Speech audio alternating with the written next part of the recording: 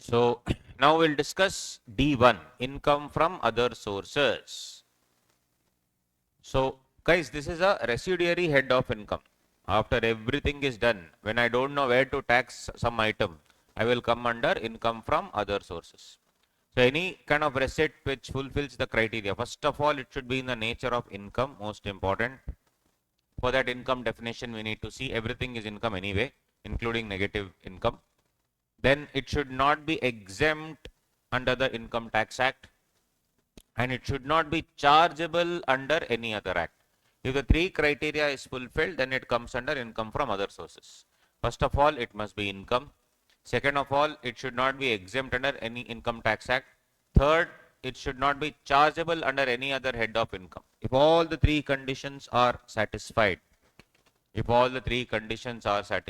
then this will be called as income from other sources. Very simple. So one by one, we'll have to discuss income from other sources.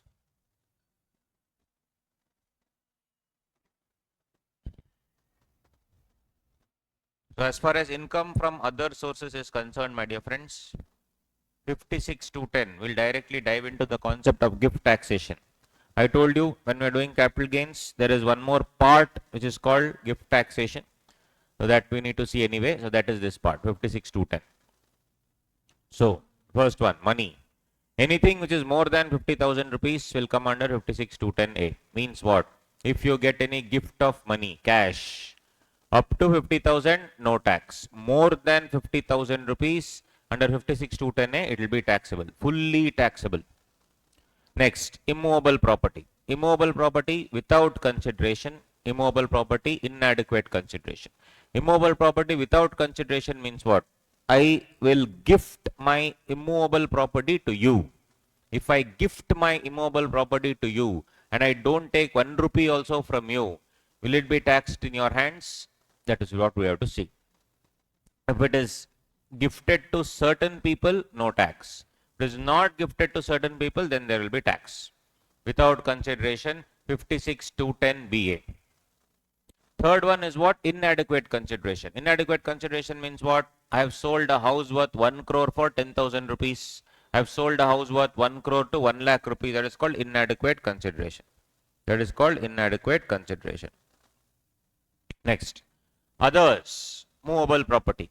Others, movable property. Movable property, again, movable property means what? I am giving jewelry. I am gifting jewelry. I am gifting shares. I am gifting shares fully free of cost. I am not charging anything to you without consideration. And then inadequate consideration. All these things you need to understand. The person who is making the gift is called donor. Person who is receiving it, recipient. Recipient is called as donee, not doni, donee. Correct? So the recipient is called as the donee. Gift taxation, mind you, is not in the hands of the donor. Why will donor pay tax? Donor is giving. It is in the hands of the donee. So always IFOS, especially gift taxation, will always be in the hands of the donee. Guys, you can only use the word the person who is giving the gift, or you can say recipient. Donor, donee. Please don't use the word gifter, giftee. All that is not there. Correct? Gifter, giftee, not there. Right? So that is what it is. Once I remember in Inter, I was asking, person who makes the promise, promiser. Other person, promisee. Correct? Then I was saying the person who makes the offer, offerer. Students are shouting. Person who makes the to whom the offer is made, offeree. Person who donates, donor. Other person, donee. Then I simply, to test them, my mistake only, I shouldn't have done. To test them, I just said the person who sues, who puts a suit. One fellow stood up and said, sir, suer. Huh? Suer. Other person, sui. Guys, please don't make your own language. Okay? There is no suer and all that. Do you know what suer in Hindi means? No? Right. No, suer, sui and all is not there. Sui, it seems. Imagine. So for everything, you don't make like this. Gifter, giftee, all that is not there. Yes or no? Yes. Okay. So money, then immovable property, then others. Others we have without consideration, and then we have inadequate consideration. Right?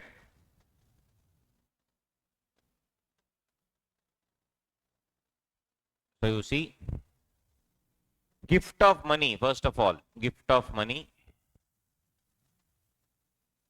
Let's see that. Gift. When I say gift, my dear friends, it could be employer-employee relationship or it could be business or profession.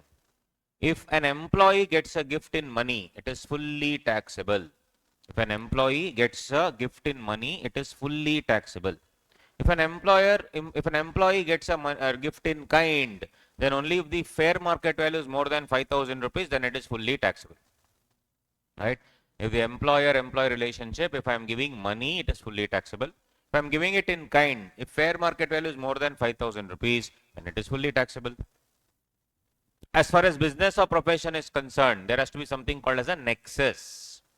I told you in the first initial PGBP example, if I gift you my watch because I did really well, that I am the client and you are the chartered accountant, I gift you my watch because you did really well, and I gifted you a watch worth 20,000 rupees. Is it income for you? Yes, because there is a nexus, PGBP. How much amount is this? Any amount, guys, any amount. So employer-employee relationship, business or profession is always taxed in the hands of the recipient or the donee. It is always taxed in the hands of the recipient or the donee. So employer-employee relationship, money, fully taxable. Kind, if FMV is more than 5,000, then it is fully taxable. Business or profession, where there is a nexus. PGBP, any amount, fully taxable. Other than employer-employee relationship and other than business or profession, other gift. Other gift. As far as other gift is concerned, then this will come to 56,210. Till 2017, only gift received by individual or HF was covered. But in 2017, Arun Jaitley ji changed everything. Now everybody is covered. You giving a gift to company, company giving gift to you, every single person is covered in this gift taxation. No mercy. Correct? So 1 for 2017, all are covered. No mercy. So gift received by any person is covered, guys. Gift received by any person would be covered. Subject to exceptions, obviously subject to exceptions. So we have what? Gift by employer-employee relationship, business or profession, other gift. As far as other gift is concerned now, other gift is concerned, other gift means what? Basically, it's not employer-employee relationship, not business and profession, other relationship. Other relationship means what? To random person, not in the nature of business, not in the nature of employer-employee relationship. This other will be cheating. That is just to reduce tax. I will randomly gift some money to my servant. During demonetization, it happened, no? People started gifting 3 lakh, 4 lakh, 5 lakh, like that, and then they started depositing into their account slowly. And eventually, they only withdrew it back. All that happened during demonetization. So, other gifts means what? Other than these fellows, other than employer-employee, other than business profession. Correct? So, here, other gifts, money, immovable property, movable property. We have money, immovable property, movable property. If it is money, same, I told you. If the aggregate money received is more than 50,000 rupees per annum, then fully taxable. If aggregate money received is more than 50,000 rupees per annum, then what? Fully taxable. How much money you received? More than 50K per annum. Then what it is? Fully taxable, guys. Fully taxable. Immovable property, land, building, both. Immovable property, land, building, both. Without consideration, inadequate consideration. Then movable property. That immovable property also SDV more than 50,000, fully taxable. So,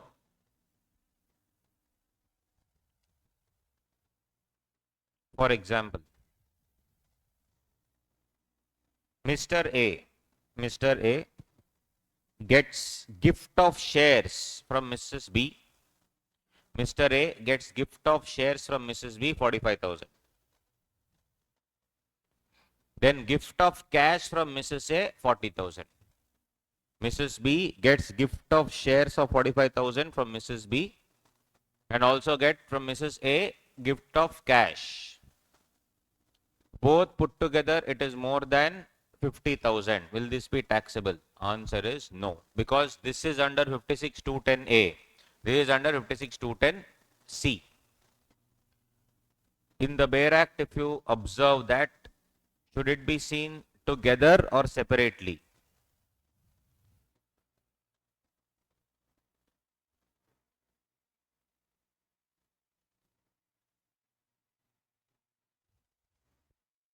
You check here. In 56.210. Other points we'll see later. 56.210. There. Any sum of money without consideration, aggregate value 50,000 rupees, and then there is a semicolon here. See, semicolon.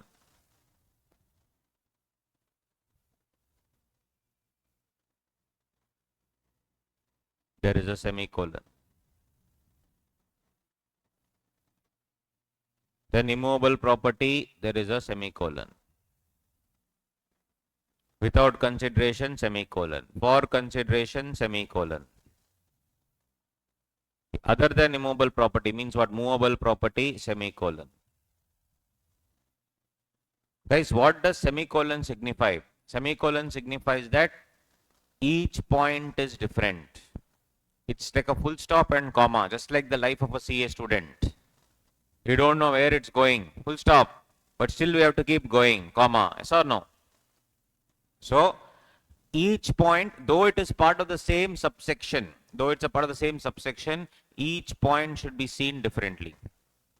So, for any sum of money without consideration, there is one point, separately I should see. Any immovable property without consideration, separately I should see. Consideration stamp duty value, separately I should see. Separately I should see all these things. Any property other than immovable property, that's also I have to see separately. Each one should be done separately. That we need to understand.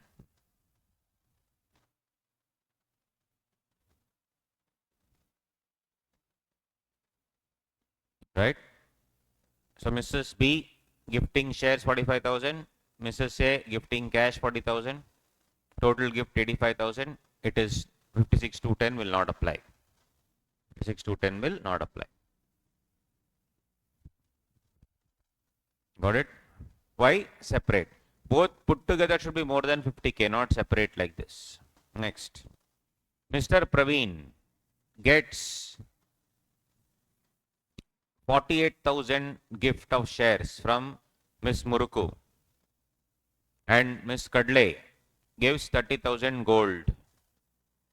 Guys, if you see shares and gold, both movable.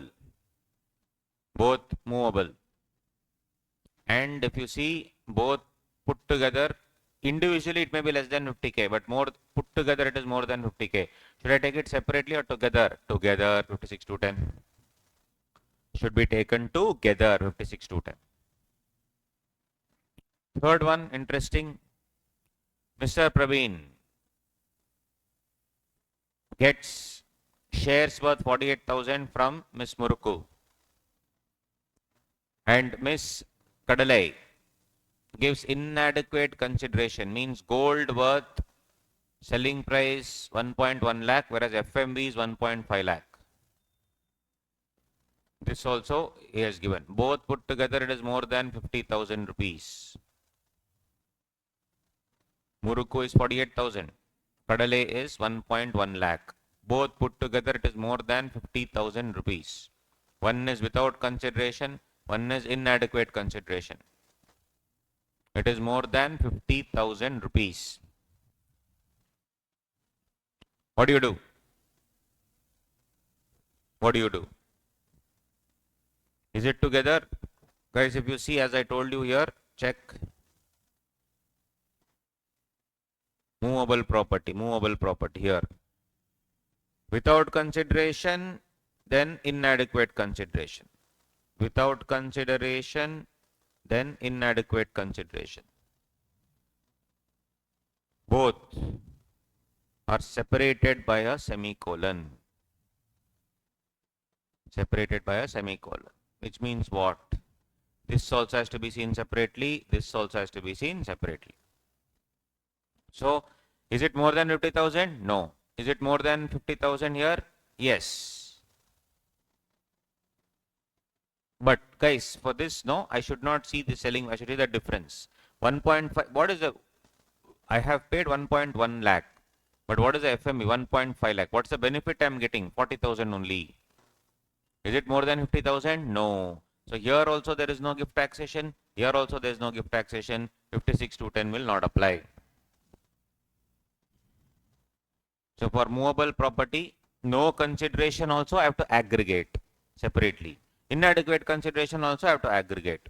Movable and immovable, that is consideration, no consideration, sorry, inadequate consideration and no consideration I cannot mix. Semicolon, that's the importance of semicolon. Semicolon is there everywhere. Now if you actually see guys, which random section I'll open guys, I'll open some random section, okay? Let me open some whatever I feel like. I'll open some random section, 47. Whichever section you go, semicolon is always there. See? Semicolon, semicolon, semicolon, semicolon, semicolon. See? Crazy. Right? Semicolon is like that ilaichi, elaki in biryani. Correct? It will always be there. You will not know only. But when the elaki cover, when you bite into it, no, then you will realize, oh, this is there. Like that, semicolon is like that only. When you actually see properly, then you will realize the value. Ilaichi, elaki adds a lot of flavor to the biryani, yes or no? But then, you will not realize, it's there, it's not there. You won't even see it. You will be seeing the other chicken piece, mutton piece, all that you will be seeing. You will not be seeing the elaki. So, ilaichi. So, semicolon is like the ilaichi, my dear friends. It is very important for in the Bear Act because it signifies that me, that is this line, I am different from the other line. Don't mix the two. Right? So, movable, no consideration aggregate, inadequate consideration adequate. Aggregate, aggregate I should take. Inadequate consideration, no consideration. Moving on.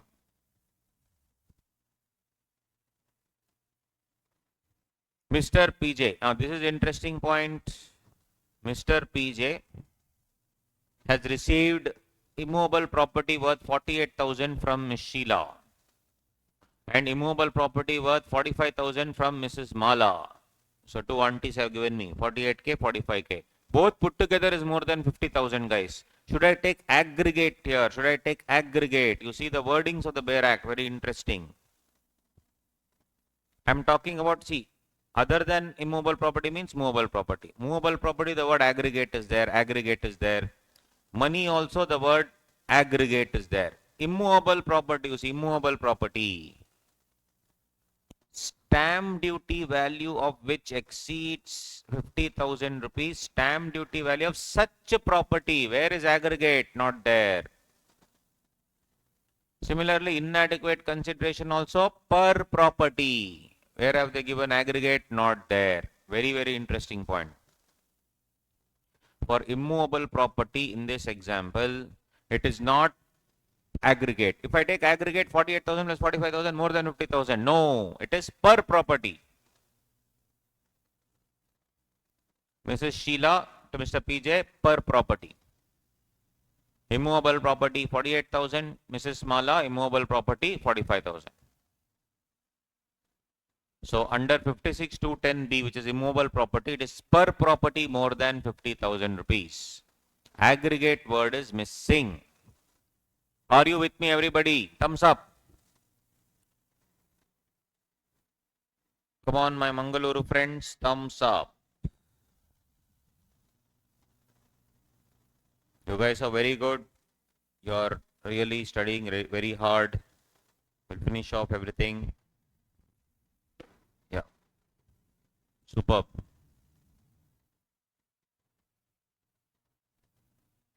So, gist of the story, guys, gist of the story. Other gift.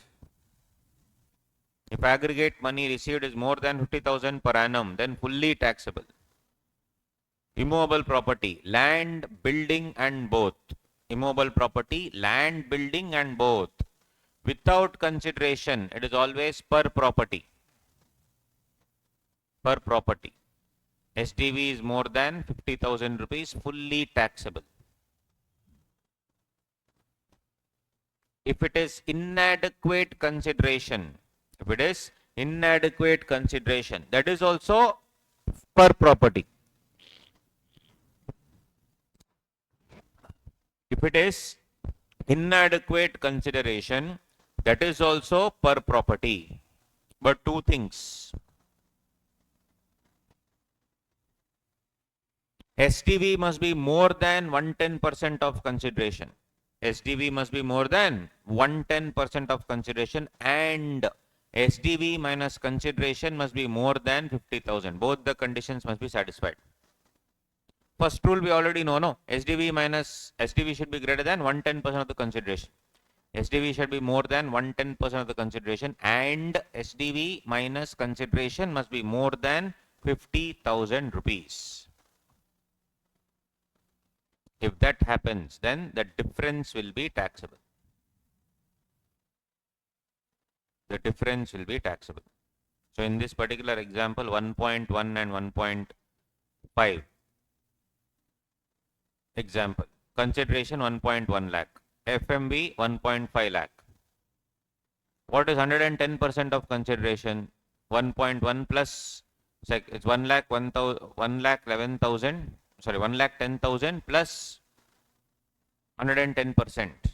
11,000 extra I will put, 1,21,000. Is 1,50,000 more than 1,20,000? Yes. But is the difference more than 50,000? 1.5 minus 1.1? No. The difference is less than 50,000 rupees. Difference is less than 50,000 rupees. So will the difference be taxable? Yes. But if the difference should be more than 50,000, only then it will be taxable. Otherwise, no. So if you see, selling price 10 lakh, SDV 10 lakh 60,000. Condition number 1, SDV minus consideration, is it more than 50,000? Answer is yes. 60k is more than 50k. Second one, SDV must be more than 110% of consideration. SDV must be more than 110% of consideration. What is consideration? 10 lakh. What is 110%? 11 lakh. Is SDV of 10 lakh 60 more than 11 lakh? No, it is less than 11 lakh. So, no problem. Will IFOS come? No. Second example. Selling price 50,000, SDV 80,000. That's an example. So, you see 80,000 thing.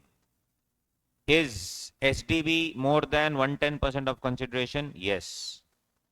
Because if you see, selling price 50,000, 10% extra 55,000. Is 80,000 more than 55,000? Yes. Difference between the two, 80 minus 50, is it more than 50,000? No. It's 30. So will it be IFOS?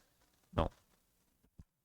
Both must be more than 50,000 difference, and SDV must be 110% of the consideration. So we have what? Immovable property, cash. Third one, movable property. Share, security, jewelry, drawing, archaeological collection, painting, sculpture, work of art, bullion, and also virtual digital asset. VDA, virtual digital asset.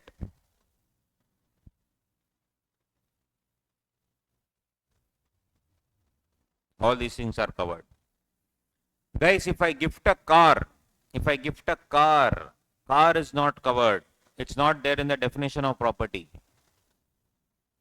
So you would have seen, there's a movie called Vikram, Tamil movie. In that, Kamal Haasan became so happy with the director and the music director Anirudh and the director Lokesh Kanakaraj. So he gifted him a car. That can still be taken as nexus to business if you want to, and then chargeable to tax. Because when it is nexus to business, then it is anything is taxable. Even if you get a car, it's taxable. But under gift taxation 56-10, the word car is missing. There, Anirudh Ravichandar could still say, sir, he did not give it for business, he gave it out of love and affection. So it will come under this. So car, is it taxed or not? No tax.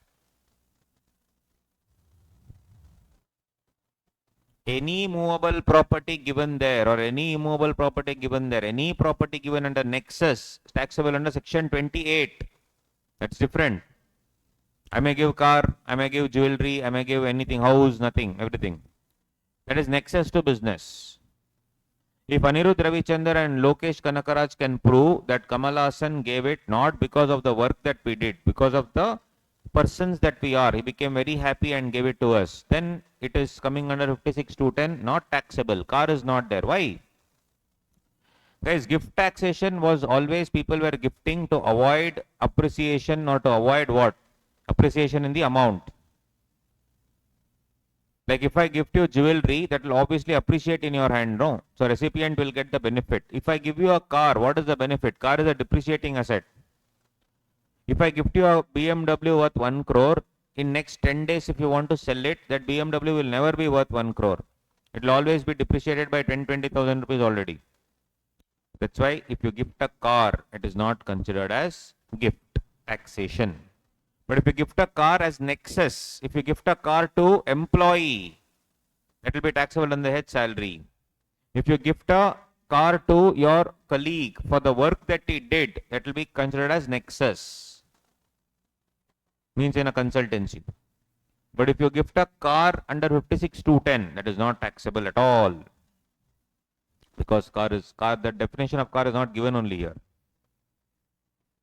So movable property without consideration, with consideration. Without consideration, FMV is more than 50,000 rupees, fully taxable. Aggregate I should consider. Only in the immovable property it is per property. Here it is aggregate. So shares 20,000, art 40,000, jewelry 20,000, total 80,000. Aggregate 80,000, fully taxable. Inadequate consideration also, I should see the difference. FMV minus consideration should be more than 50,000, then only difference is taxable. Shares as FMV 1 lakh, selling price 30,000. FMV minus consideration, is it more than 50,000? Yes, 70,000 is more than 50,000. So the difference is taxable. How much is taxable? 70,000 would be taxable. 70,000 would be taxable.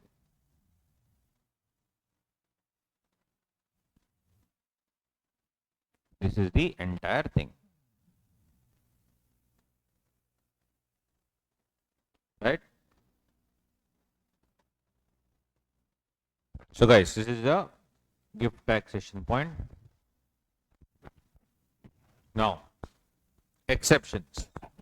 In the following cases, my dear friends, in the following cases, 56-10 will not apply. Means what? Even if you do anything, there is no gift taxation.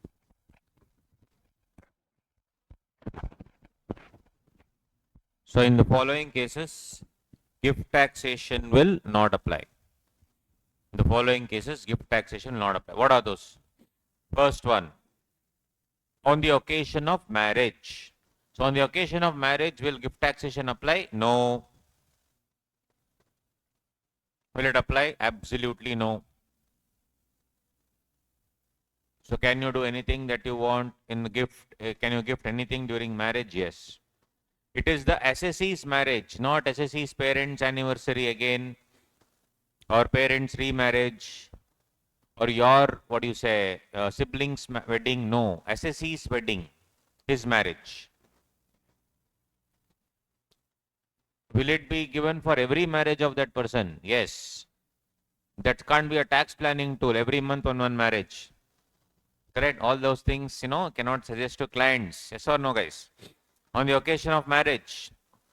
Next, no 56 to 10 if the money is you are getting from a relative. So guys, deadly. First is, it's not on occasion of a marriage from relative. Don't get confused. Even if I get some money, let's say 20 lakh rupees I get from my friends on the occasion of my marriage, tax free. From a relative, it is any time during the life from a relative. Correct? From a relative. Relative is what? Same we have already discussed in 48.3. 48.2, sorry. In 48.2 of PGBP, we have discussed already who is a relative. For that, basically, spouse, for that individual, parents, brothers and sister and their spouses, uncle, auntie, all these people.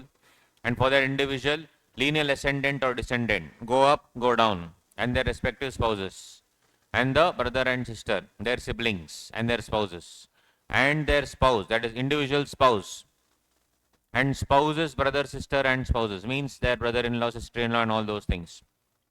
Then even for the spouse, lineal ascendant descent, basically you, your wife, or basically you and your spouse, and both your lineal ascendants and descendants and lateral, everybody is covered along with their spouses. Huge wide definition compared to Companies Act. Companies Act is a very small definition. Here it's a wide definition, my dear friends. Very wide, right?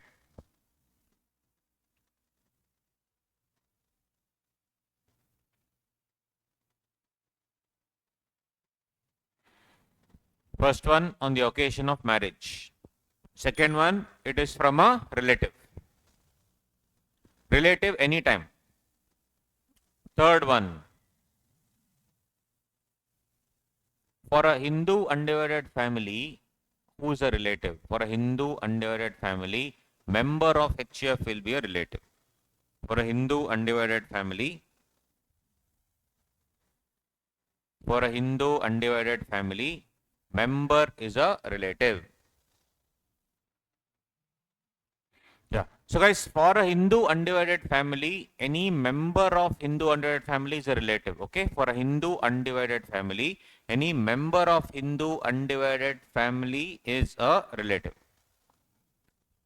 So basically, if Hindu undivided family is gifting, so if you see that, I'll come to this and show you.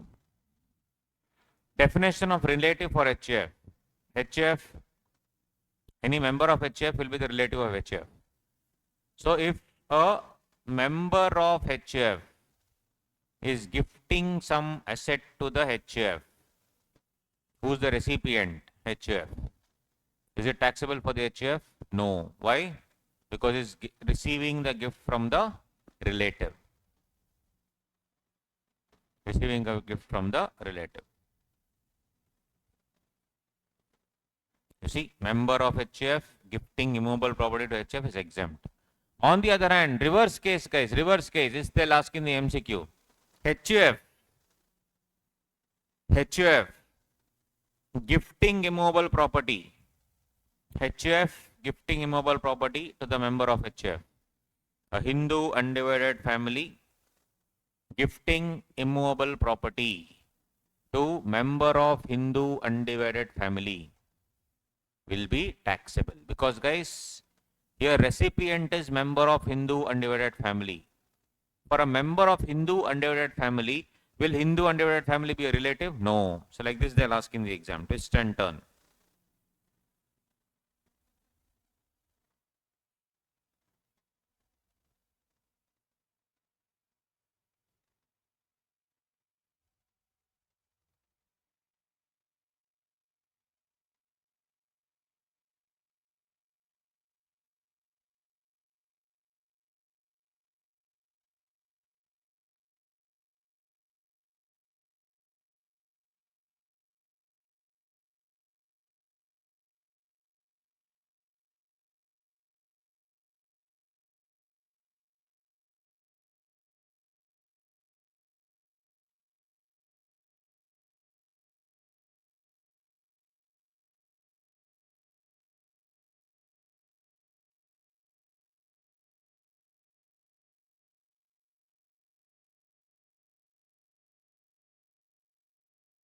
Okay.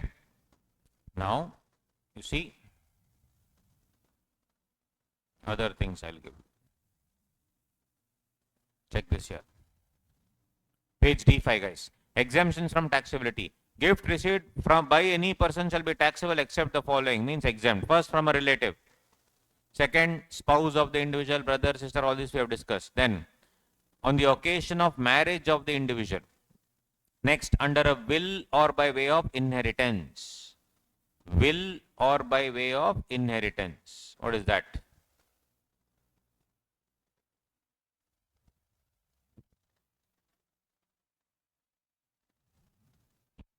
Will or by way of inheritance. So basically, if the father or the parents give some money or property to the children through a will, inheritance basically is for children. Will can be for anybody. Will can be for anybody.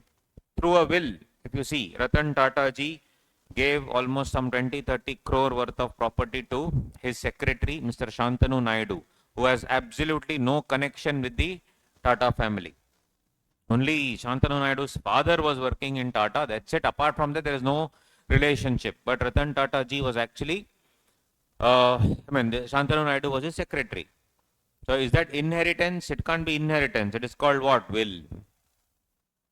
In contemplation of death of the payer. So one of the people there, he knows that he is dying anyway. He knows he is dying, and at the time of death, in contemplation of dying, while waiting for his death, he will give some property to his, what do you say, anybody, caretaker or children or whatever. So basically, he is creating his will at that time, at the time of death. If will is there, fine. But apart from that, at the time of death, if he has agreed or if he has on his own told that he will give some property to somebody, so yes, after the death, that other person will get, and when he gets that amount, it will be tax-free. From any local authority, if you are getting BBMP, Brihat Bangalore Mahanagara Palika is giving some amount to somebody, scholarship, any amount, tax-free, yes.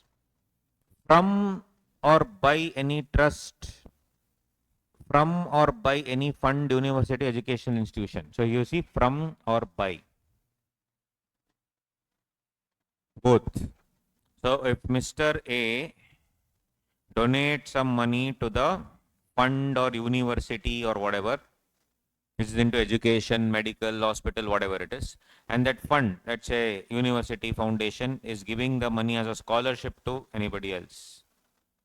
Donor is no way concerned in 56.210. Recipient, that is the fund, university, other education institution, etc.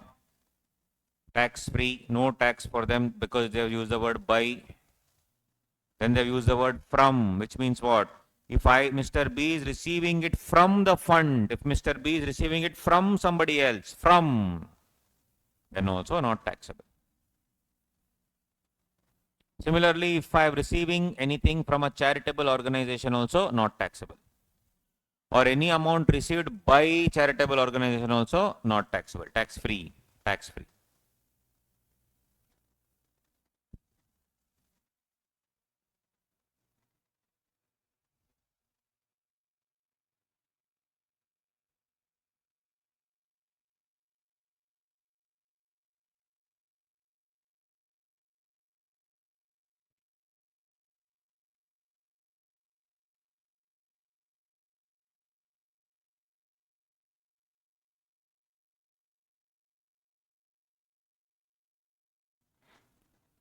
What is it? Next, by distribution of capital asset upon partition of HUF. So when a HUF is partitioning and it is, what do you say, given to various people, distribution of capital assets upon partition of a HUF. When a Hindu undivided family is being broken down and money is given to various members of the HUF, then the recipients, there will be no tax, only at partition.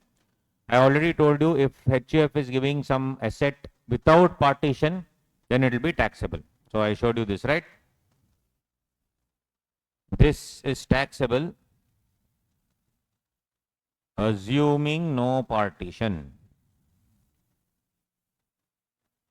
If it is getting partitioned, then it is not taxable. Yeah, then holding company giving to wholly owned subsidiary, not taxable. Wholly owned in the subsidiary given to Indian holding company, not taxable. We saw it in capital gain also. Capital gain also we saw it is not a transfer, and anything that is received not taxable. Amalgamation, demerger also we saw. Business reorganization of cooperative banks. Then cooperative banks, they do a reorganization and assets and liabilities are given to another cooperative bank, etc. Not taxable. By way of transaction not regarded as transfer in relation to receipt of shares by a shareholder, we saw in amalgamation. Assets given to another company, not transfer. Shares given to the shareholder, also not a transfer. And we saw that consolidated fund, etc. Resulting fund relocation, this also. Original fund, resulting fund, we saw in the capital gain chapter, consolidated fund, etc. That also not a transfer.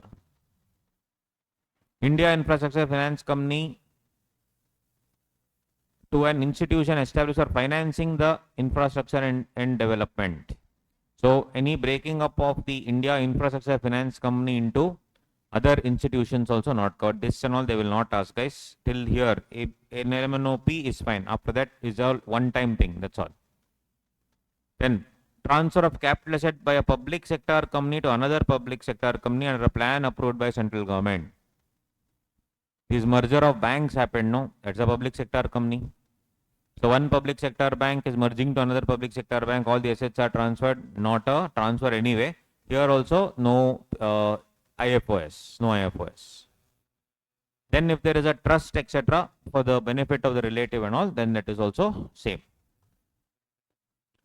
Movable property, we have seen all these things. Immovable property, all that done. Stamp duty value. Stamp duty value also, which were value adopted for the purpose of paying of stamp duty. And when I take the date of agreement, I should take, or date of registration?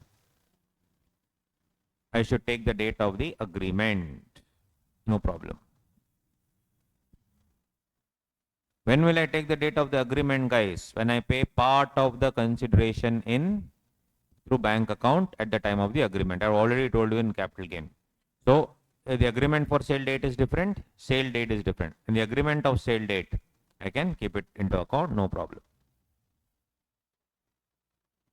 And these electronic modes will be all these things. So this we have already seen, but just now check out this, guys. This we have already seen in capital gain, all these things, examples. Right. Check this out, guys. Capital gains and income from other sources, interesting. In respect of transaction where immovable property is transferred otherwise than for adequate consideration, two provisions become applicable. 50C, 56.210 and 49.4. 49.4. So, you'll see the example, you'll understand. Very interesting example. Check it out. Important example. Just for you to understand how the IFOS thing works. This is a combination of capital gain and income from other sources. Mrs. Sita sells a house property, cost of acquisition 4 lakh, acquired in previous year 2001, 2002 to Mr. Kunal. Sells on which day? 14/11/2021. Kunal has a selling price 40 lakh. Stamp duty value 45 lakh. Selling price 40 lakh. Stamp duty value 45 lakh. So what is the capital gains in the hands of Miss Sita? What is the capital gain in the hands of Miss Sita? First of all, full value of consideration I should see between the two. If SDV is greater than 110% of consideration. What is consideration? 40. What is 110%? 44 lakh. What is 110%? 44 lakh. So SDV is greater than 110% of consideration, 45 lakh. So FPOC is equal to 45 lakh. First one. Less index cost of acquisition. What is the cost of acquisition here? 4 lakh. Which year? 2001, 2002. When is it getting sold?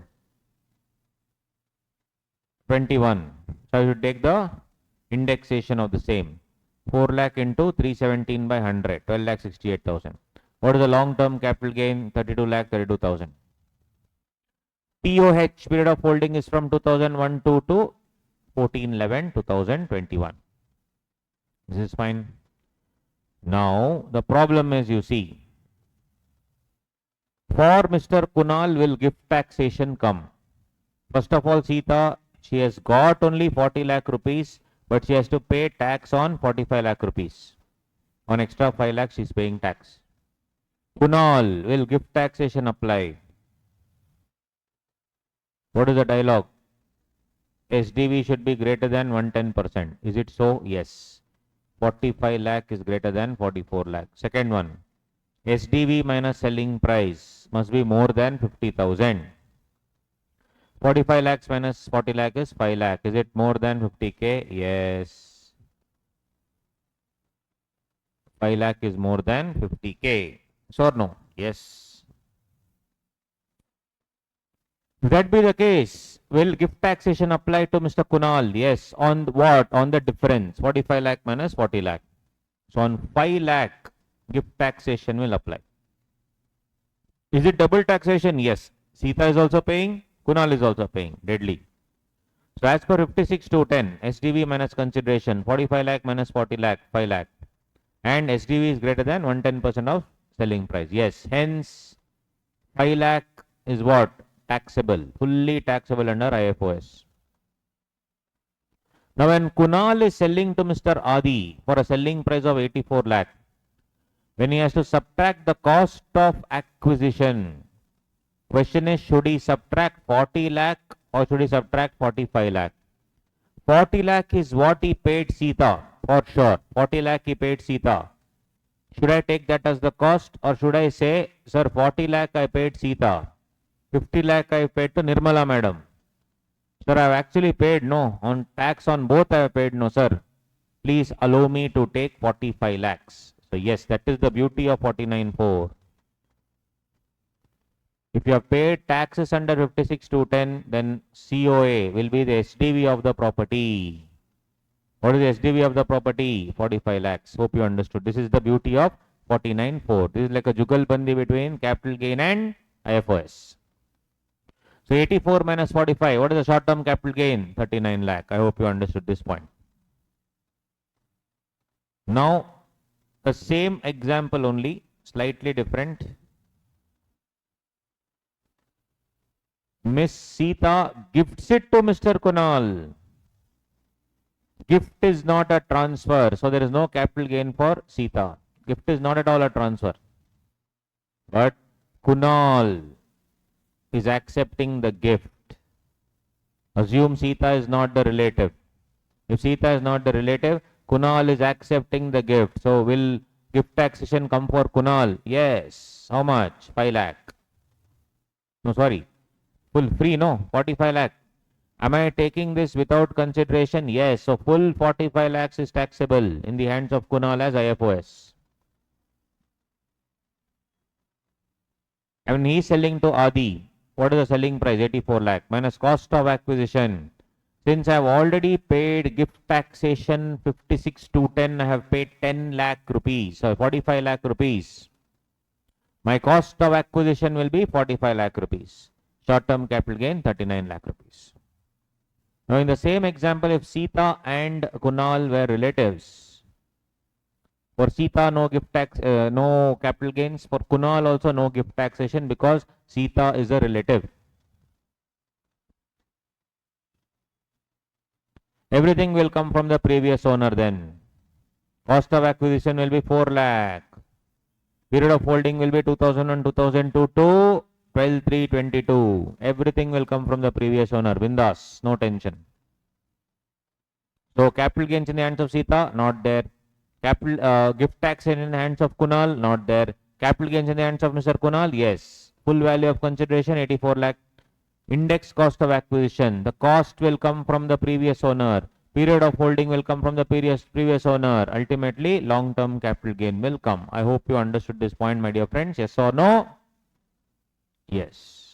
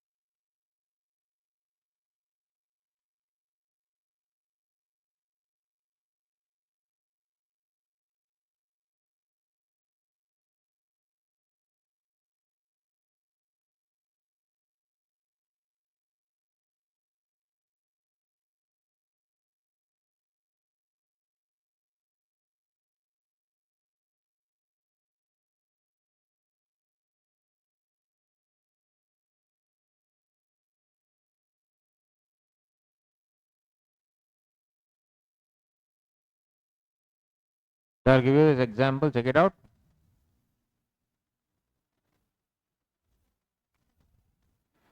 Check it out, guys. Naresh on 1/1/2019, cost of acquisition was 10 lakh, land and building. There's an agreement to sell to Mr. Vishal. This is 1/1/20. How much? 40 lakh.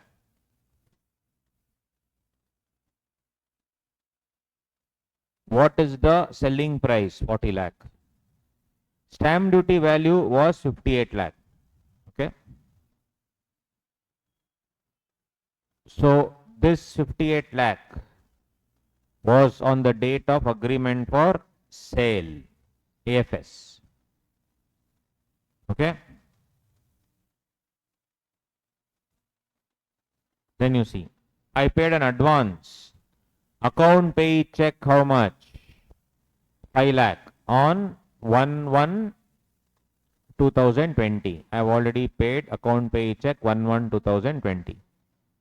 For the registration, on the time of registration on 30th June 2020, I paid 35 lakh. I paid how much? 35 lakh.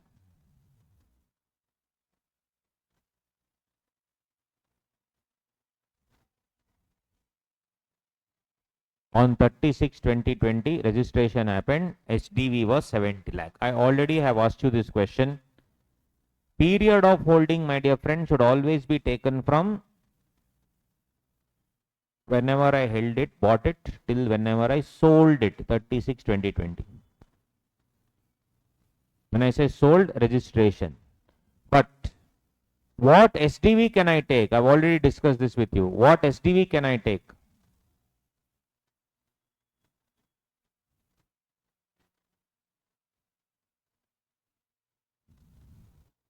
SDV I should take as on which day, my dear friend? SDV should be taken as on 58 lakhs. Why? Because on 1/1/20. Why? Because I have paid account pay check of 5 lakh. If it is paid by cash, then I cannot take. Account pay check of 5 lakhs I have paid. No, so which SDV I should take? 58 lakhs. Then Nehal, I sold it 100 lakhs. Now, various points I have to discuss in this. You see, interesting point. Case 1, case 2, case 3, case 4. Naresh is holding it as a capital asset. Vishal is also taking it as a capital asset. Second case, Naresh is a builder. He is selling it as stock in trade. Naresh is a builder. He is selling it as stock in trade. Vishal is accepting is also stock in trade. Vishal is also a builder. One builder to one more builder.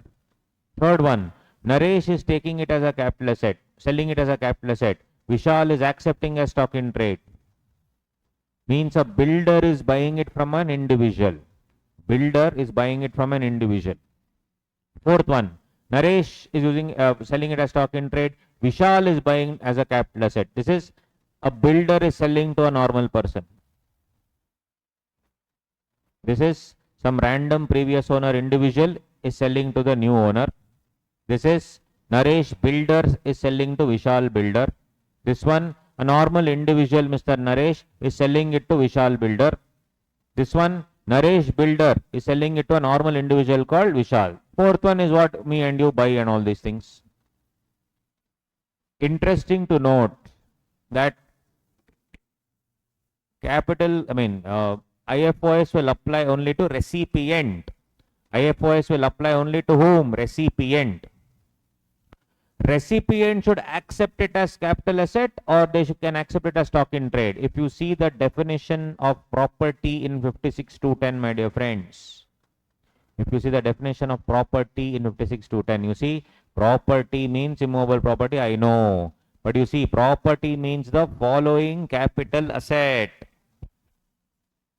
Property means what? Following capital asset. Property means the following capital asset of the SSE, deadly.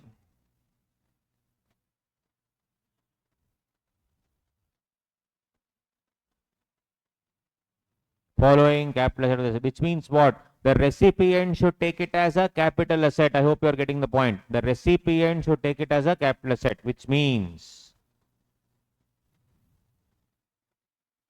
Vishal should take it as a capital asset, which means in case number 1 and case number 4 only 1 and 4, 56.210 will come. In 2 and 3, 56.210 will not come. In 2 and 3, 56.210 will not come. Right?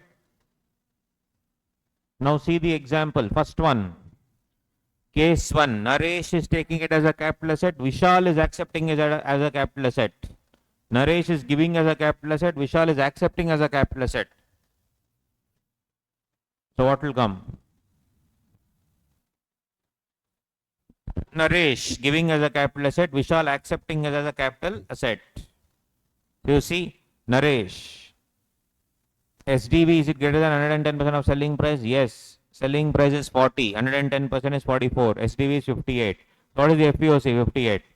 Period of holding is 1/1/2019 to 29/6/2020. Date of registration. SDV can be taken on 1/1/20. But period of holding is always still date of registration. FPOC 58 lakh less cost of acquisition 10 lakh, short term capital gain 48 lakh. So Naresh, though he got only 40 lakh, he has to pay tax on 58 lakh. Vishal, double taxation. Since he is accepting it as capital asset, first of all, is SDV greater than 110% of consideration? Yes. Is SDV minus consideration more than 50,000? Yes. So 58 lakh minus 40 lakh, 18 lakh is taxable under 56.210. And what is income from capital gain? Full value of consideration 100 lakh. Because you see, Vishal is further selling it to Nehal for 100 lakh. So what is the capital gain for Vishal? 100 lakh minus 58 lakh, 42 lakh. Very simple. And why should I take 58 lakh here? 40 lakh I have paid Naresh, 18 lakh I have paid Nirmala madam. 49.4 will come, 58 lakh. In the second case, if both of them are using it as stock in trade, guys, just like 50C, 50C speaks about SDV is greater than 110% of consideration. Just like 50C, that 50C is for a capital asset. 50C is for a capital asset.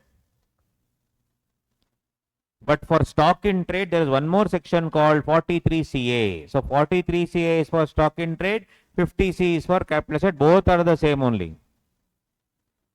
So 43CA, what does it say? If SDV is greater than 110% of selling price, if SDV is greater than 110% of selling price, 50C said FPOC is equal to SPV. 43CA says selling price is equal to SDV. That's all. So for Naresh, even though he got 40 lakhs, he has to pay tax on 58 lakhs. So for Naresh, PGBP will be 58 minus 10, 48 lakhs. For Vishal also, PGBP will come. Vishal capital gain will, 56.210 will not apply because as per section 56, property means capital asset. So for Vishal also, 56.210 will not apply. When 56,210 will not apply, for him PGBP will be selling to Nehal at 100 and 40 lakh is his cost of acquisition. 56,210 will not come for Vishal. So 40 lakh will come. Overall 60 lakh PGBP. So if I call, in the first case, if I call this point number A, in this I call point number B, and in case number 2 I call this point number C, and Vishal point number D.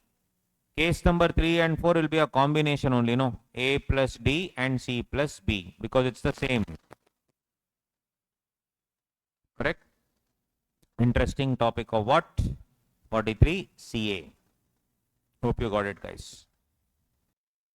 So 43 CA is what we have finished. Now you see this, coming back to D1. Coming back to D1. If you see here, the following income shall be charged to tax only under the head income from other sources. Dividend 5621. Winnings from lottery, crossword puzzle, races, games 5621B. Winnings from lottery 5621B. Issue of shares of premium. So guys, this point, this was called as angel tax.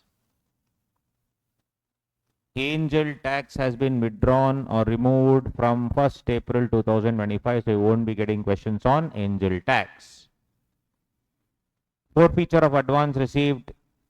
This we have seen in capital gain. If I have given an advance and I forfeited it, that entire thing is income from other sources. Interest on compensation or enhanced compensation. This also we saw in this thing, capital gain. 50% will be standard deduction, 50% will be taxable. Sum of money or property received 56,210 we just saw. Family pension. Family pension also there has been an amendment from 1st April 2024.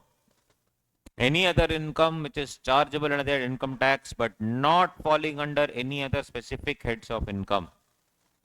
Salary received by MP or MLA, director sitting fee for attending board meeting, interest on income tax refund, rent from vacant land, all these things will be part of the deal. Income chargeable under the head other sources only if it is not chargeable under the head profit and gains of business. Interest on securities, sum collected from employees towards employee welfare schemes, income from letting of machinery, plant or furniture, composite income from letting of machinery, plant, furniture, all these things will come under these areas. Then also keyman insurance policy we have seen, if you are getting it as a maturity amount.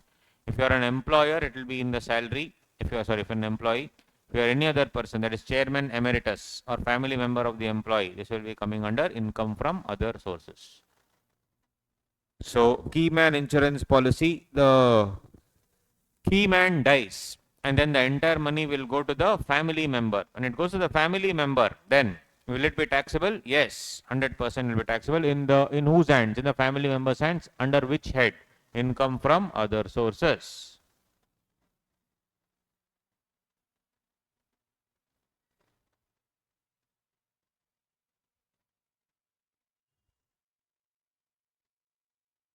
Right?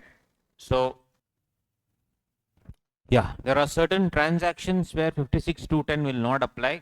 So guys, before that, this part, no, what do you say? Page D9, this part, this we can ignore now because, you know, only for a brief period from 12/11/2020 to 36/2021, that is under 43 CA. If you are a builder, during COVID, 12/11/2020 to 36/2021, because you know the land values had completely gone for a toss.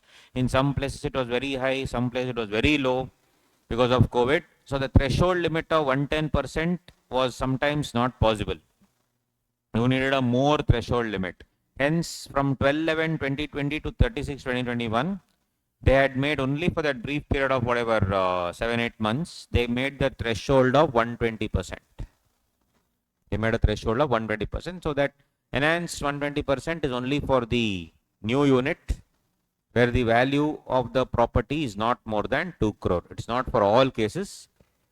Only 2 units, that is 2 first time allotment of the residential unit first of all, and the value should not be more than 2 crore. It should be a new unit. Whether it is the first unit, second unit, doesn't matter. But it should be for, what do you say, an additional unit. Basically, what is the amount there? Only up to the 2 crore value. Okay, this is irrelevant. You can leave it, guys, because it's been already 5 years now. They will not ask those questions. But anyway, there's just given there along with few examples. You can go through for your knowledge. Next, transactions to which section 56.210 shall not apply. Transaction to which section 56.210 do not apply.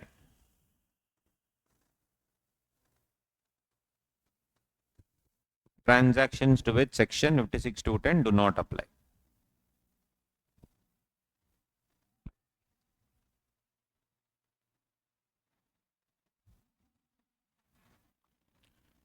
First one. This is, quickly you can go through. Any immovable property being land or building or both, receipt by what? Of an unauthorized colony in the National Capital Territory of Delhi.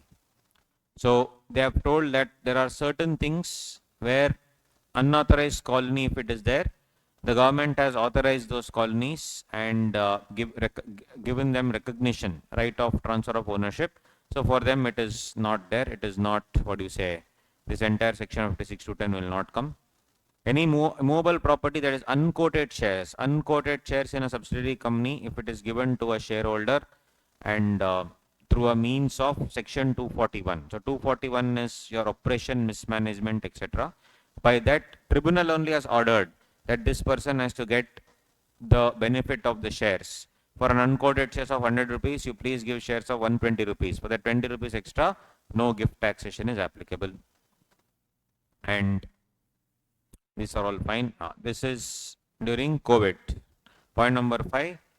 If you lost a family member during COVID and if you're getting any money, it is not IFOS. If you get any money from your employer or if you get some donation from outside party, maximum 10 lakhs. It will not be taxed. Okay, not be taxed. So you can quickly check this.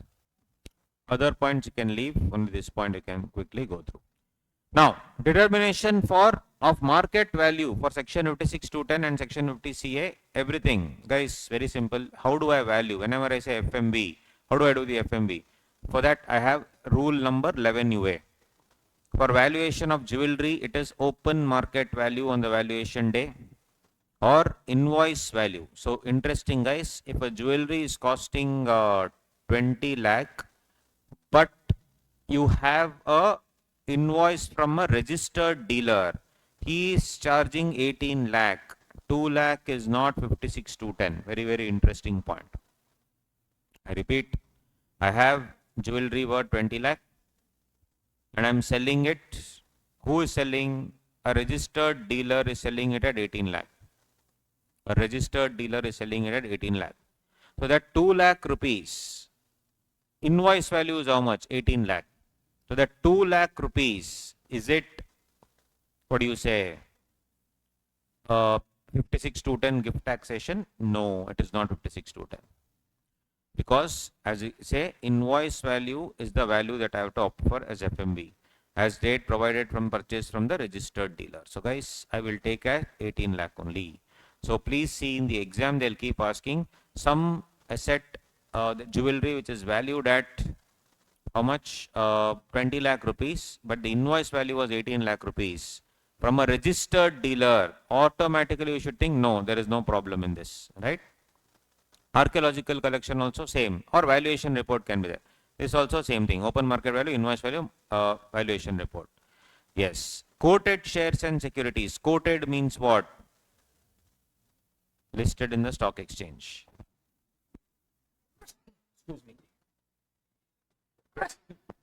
Excuse me. Listed in the stock exchange. If it is listed in the stock exchange, guys, then transaction value recorded in the recognized stock exchange. Basically, whenever I purchase the transaction value, if transaction value is not carried out through recognized stock exchange, then lowest price on the recognized stock exchange on valuation date, or if it's a holiday, then immediately preceding that. Lowest value, not highest value. In the other section, in the capital gain, it was highest value. Here it is lowest value. This is off-market transaction. If I buy shares in the stock market, transaction value. When Larsen and Toubro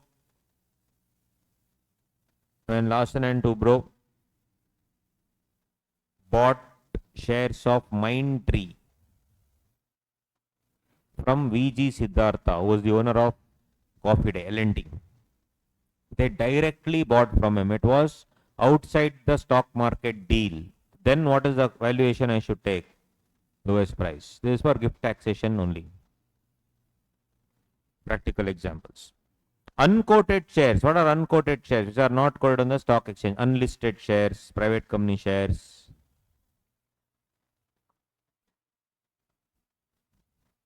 Then FMB I should take by a merchant banker or an accountant. And how I do the valuation of unquoted shares? This one. A plus Z plus D minus L into PV by P. Very simple. A will be the book value of all the assets other than jewelry, which we have seen all these things. B is FMB of jewelry, FMB of shares. D is SD of immovable property. L is the book value of all the liabilities. So whatever I get will be by almost like my net worth. This net worth will be for all share capital. Only for the unquoted, how much I should say. That's why net worth into unquoted divided by all. Net worth into PV by P. This is like nothing but the net worth, no? Almost like the net worth. Net worth will be for everything. For unquoted, how much? So net worth into unquoted by all. PV is such equity shares, unquoted. And this will be full paid up share capital.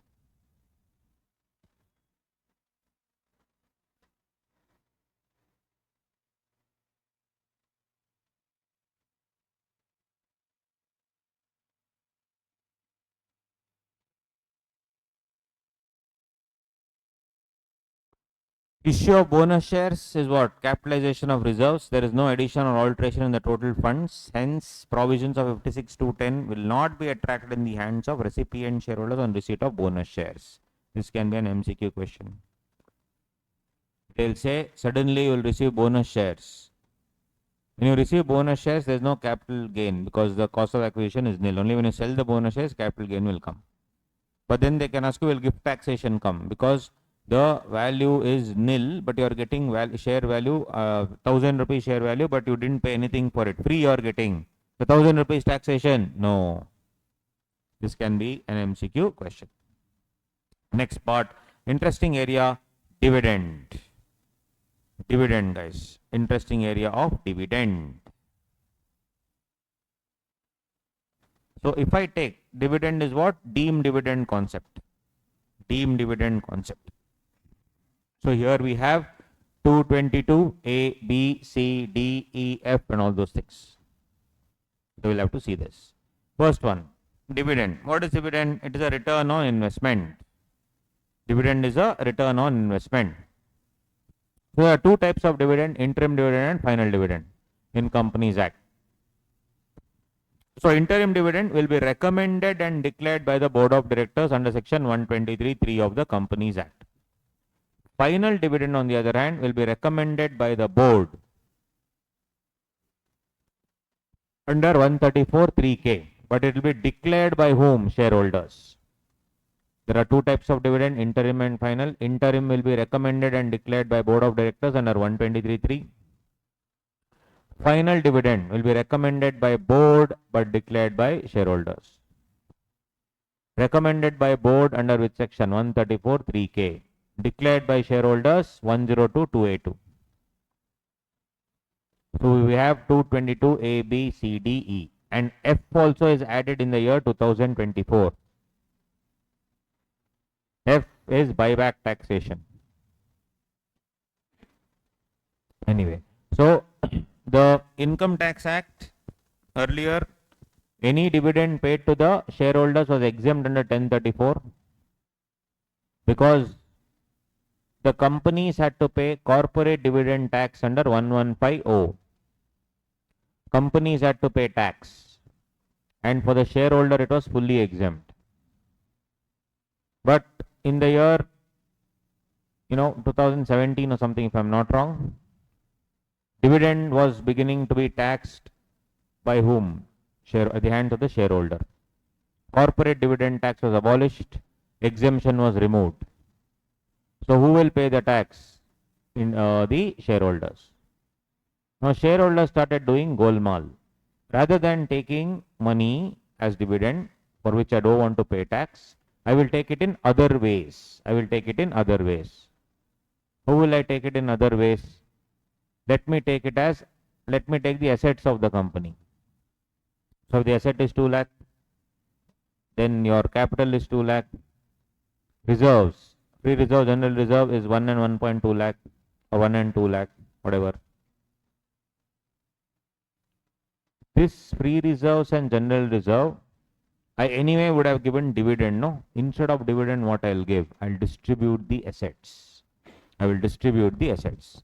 Main asset is 2 lakh. Other assets are 3 lakhs. I will do what? I will distribute the assets 3 lakh. How will I distribute? Yes, I will find a way to distribute to shareholders.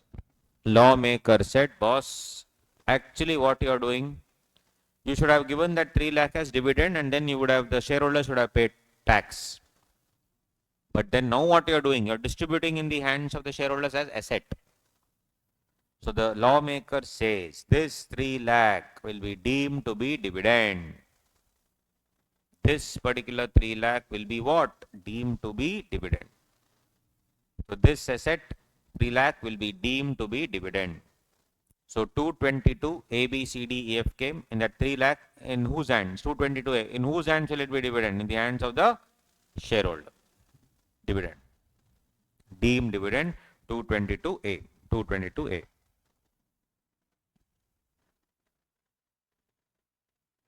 So the question was, what will be the dividend asset? Should I take the book value of the asset or market value? Obviously, I should take the market value. So under 222A, C and D, 222A is distribution of assets. Other things we'll see. So what asset should I take? What value? Market value. On which day? On the date of distribution. On the date of distribution.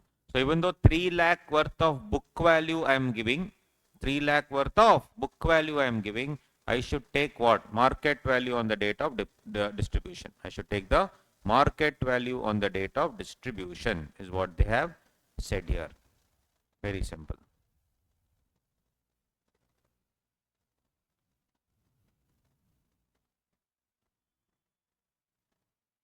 So you see the wordings though.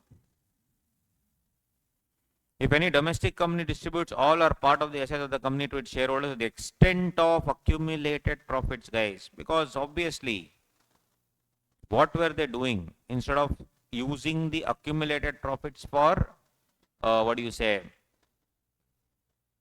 dividend, they were now giving it to the shareholders as assets. So to the extent of accumulated profit, whether capitalized or not, I don't care if it is as reserves and surplus. I don't care if you have converted to bonus and from there you are giving. I don't care. That's why whether capitalized or not, it shall be taxable as dividend in the hands of the shareholders. So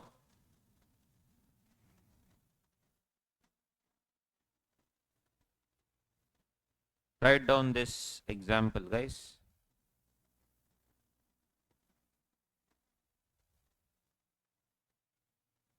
Reserves and surplus 11 lakh, okay. Asset distributed, book value, FMV, both are there. Asset distributed, book value, FMV, both are there.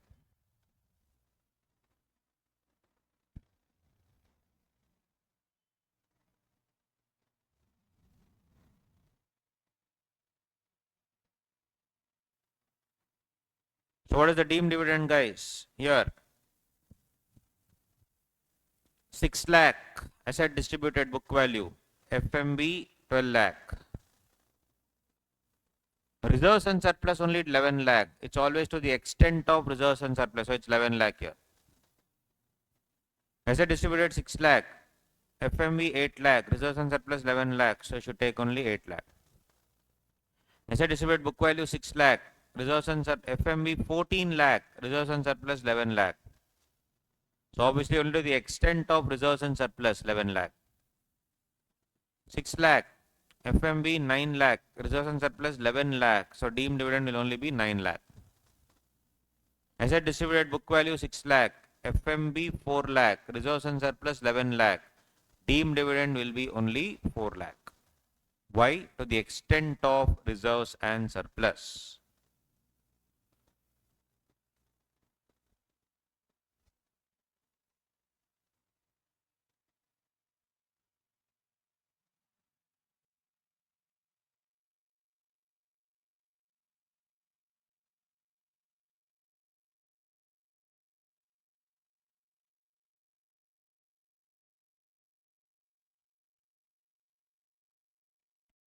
Got it, guys? But interesting point, guys, check it out. Guys, think about it. 6 lakh worth of asset was distributed, but the taxation is 11 lakh. Fair enough. 6 lakh worth of asset was distributed, but actually what is the real worth? 12 lakh is the real worth. But he is only taxed for 11 lakh, 222A deemed dividend. Similarly, here in the first and third case, 14 lakh worth of goods are distributed, but he's only taxed for 11 lakh. Will he be taxed for the difference also? 12 minus 11, and in the third case, 14 minus 11. 100% yes, my dear friends, under 56-10. That's the beauty of the deal. 56-10 is also there, no? This is the harmonious construction. Guys, 222A deemed dividend is only to the extent of reserves and surplus. Okay, but what about more? Not only reserves and surplus, he has got more money. Means asset value 12 lakh has been given to him. 11 lakh I have tax. What about the remaining 1 lakh?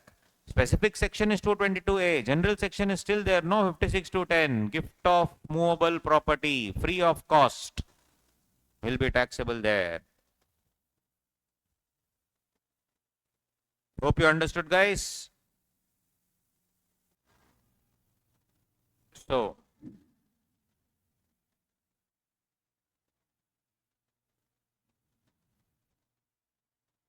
this is distribution of assets of the company. In 222B, what they were doing, distribution without releasing assets of the company.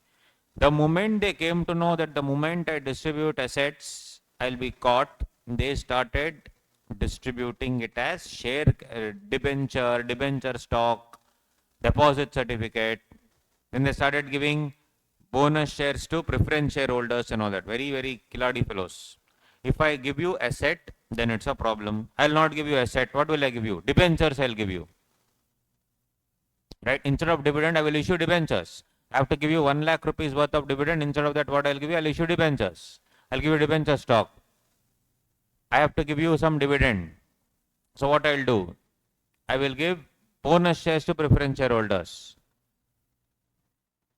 Bonus to equity shareholders, no problem. That is anyway, it will not be deemed to be dividend. But bonus to preference shareholders, they are giving. Same. 222A, asset I am distributing. 222B, I am creating deposit certificates, debenture stock, debentures, and to preference shareholders I am giving bonus. All that cheating. No cheating allowed. So that is covered. That is also deemed dividend. 222C is what? Liquidation.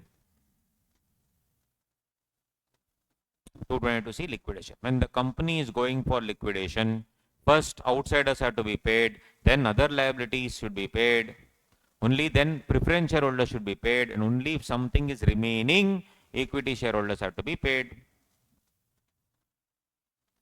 Now these fellows, what they were doing? Instead of paying all the outsiders, they were directly paying the equity shareholders first by distributing assets, etc. So that's why this section came saying that any distribution of asset is made by domestic company to shareholders. On liquidation, it is deemed to be dividend. What are the keywords that they have used? Here it is distributed in the case of dividend. What? Reserves and surplus, again, whether capitalized or not, same thing. Equity shareholders covered, preference shareholders not covered. Distribution in the case of liquidation, equity shareholders are covered, preference shareholders not covered. Then 222C says any distribution, any distribution. First is what? Reserves and surplus, whether capitalized or not. Then what? Equity shareholders are covered, preference shareholders are not covered, because preference shareholders can be getting payment in case of liquidation. What am I doing? I am bypassing everything and giving directly to equity shareholders, not allowed. I will now tax them, deemed dividend. And 222C what says? Any distribution. Any distribution can be what? Cash, asset, cash plus asset. Any combination I can give. It is obviously taxable in the hands of the recipient.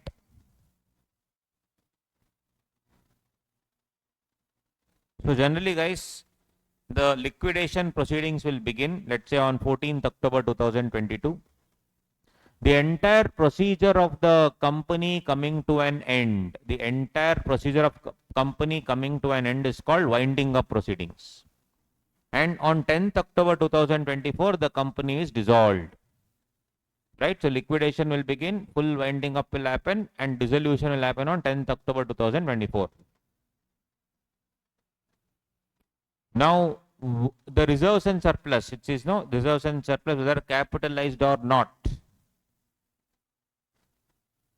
I should take reserves and surplus of 40 lakh on 14th October 22, or I should take reserves and surplus of 10 lakh on 10th October 24. What should I take?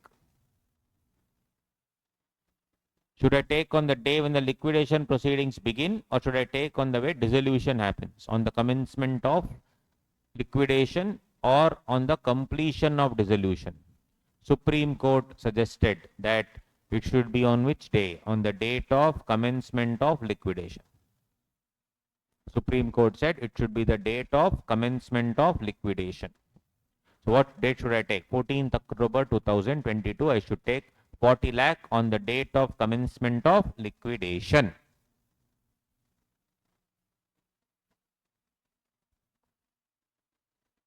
So one interesting thing I want to tell you, see here,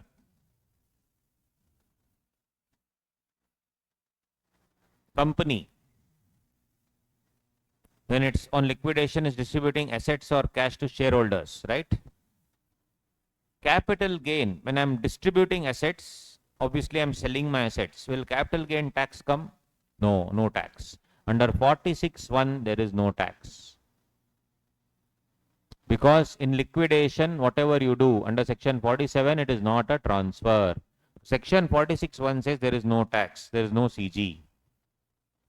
But the recipient, shareholder, is receiving tax, no? Receiving the asset or cash, right?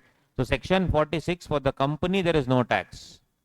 For the shareholder, there is tax. That's what section 46 says. That is 46(2). Generally, when the shareholder is receiving money, is distributing assets. When the company is distributing assets, generally which section will come? 222A will come. But liquidation is a specific section. Liquidation is what? A specific section. Yes or no? Liquidation is a specific section. So 222A is replaced by 222C. If you take the same example, if it's a liquidation, 8 lakh worth of assets are distributed, reserves and surplus is 11 lakh. This 8 lakh will be taxable as deemed dividend. Earlier it was 222A. Now what will come? 222C. So I can safely say 222C replaces 222A. Yes or no? Did you understand? 222C replaces 222A. Sir, one more example, sir. In this example, FMB of 12 lakh. FMB of 12 lakh. Asset distributed, book value 6 lakh. FMB 12 lakh. Reserves and surplus 11 lakh.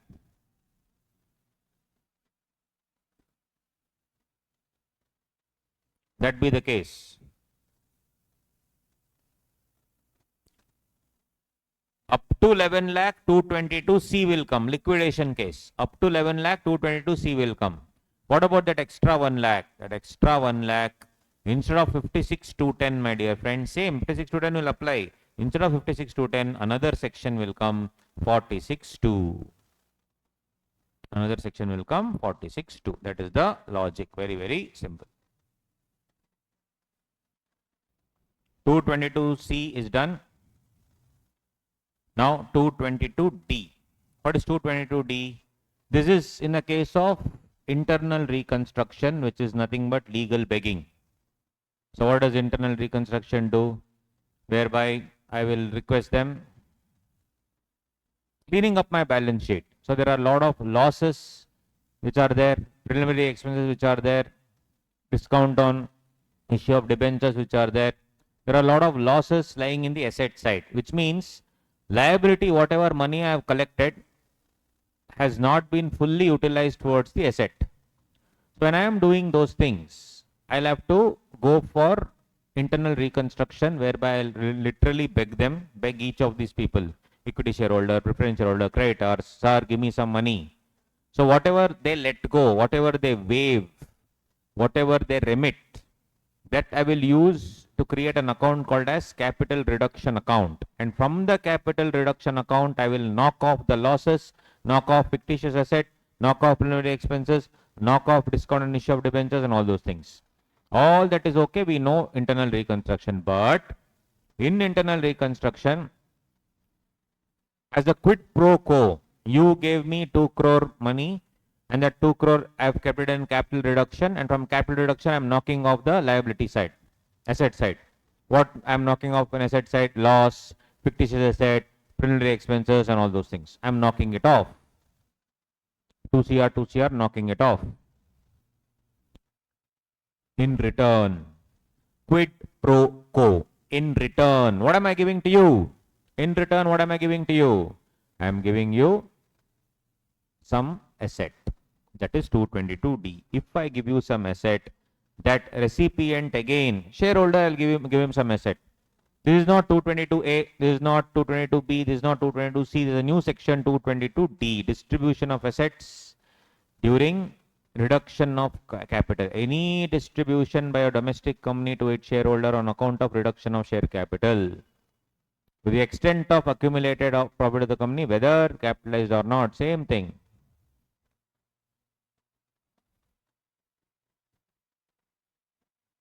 Same, FMV of asset will be taken. If I am just reducing the accumulated losses, writing off of accumulated losses, that is not that. See, for example, here, I am writing off this reserves and surplus. No, 2 crore, I am writing it off, assume. That is not distribution. Distribution is what? You gave me all this money, I am knocking off the lab asset. Extra, I am giving you some more assets. Sir, please take extra. Thank you for helping me out. All those things are covered under this section. Reduction by way of write-off of accumulated losses shall not be constituted as deemed dividend. FMV of the asset on the date of distribution also shall be taken for computing deemed dividend.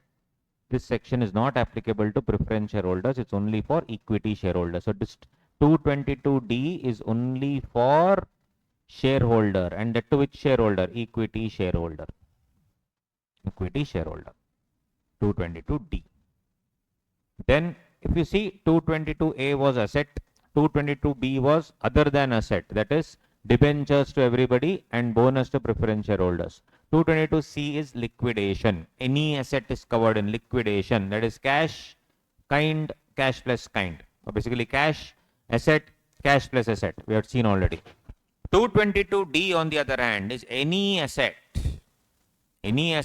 along with what? Reduction of capital. Any asset I am distributing, reduction of capital, and only to whom?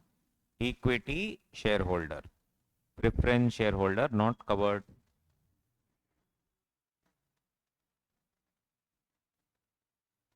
Simple.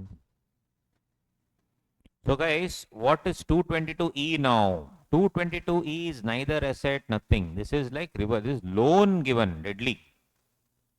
Loan is given. Advance is given. So in the section 185 of the Companies Act, you cannot, for all listed companies, again it is governed by SEBI, you cannot give loan to directors. Company is giving loan to directors, shareholders, etc. But in anyway, 185 the Companies Act says loan cannot be given by company to shareholder, to directors. But there are certain exceptions for private company. If you are a private company or a closely held company, can you give loan to director? Yes, you can give loan to director, provided there are certain, things that you take care of. If you take care of certain things, then you can give loan to directors. So 185, it is prohibited. 186 of Companies Act, certain things are allowed. Now, closely held company, what they were doing? What do you mean by closely held company? Closely held company means government company, private company, Section 8 company, government controlled company, unlisted company, all these things. Now, they are giving loan or advance. They are giving loan or advance. See guys, I cannot give you asset, 222A will come. I cannot give you other than asset, 222B will come. In liquidation, if it happens, 222C will come. Right? Internal reconstruction, if I give, 222D will come. So asset also I can't give. Debenture also I will not give. Now I will give you loan. Idea. Loan I will give you. Dividend, how much you have to give? 5 lakhs. Instead of 5 lakhs, I'll give you 5 lakh worth of loan. Cheating. 222E has come. Everything you do, there is a provision already. This is with section 222E. Loan or advance you give to a shareholder. Not to any random shareholder. This shareholder is an important shareholder. How much does he have? 10% or more of the equity share on the date of the payment of the loan. On the date of the payment of the loan, he has 10% or more of equity shares of the company. If loan or advance is given to such a shareholder who has how much guys? 10% or more equity share. That's the payment date. Then it is taxable in the hands of the recipient. That's all, deadly.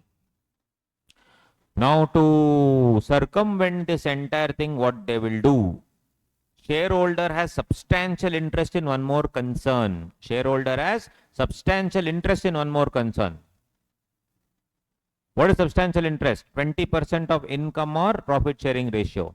In what? In a firm, HUF, AOP, BOI, company, all these things.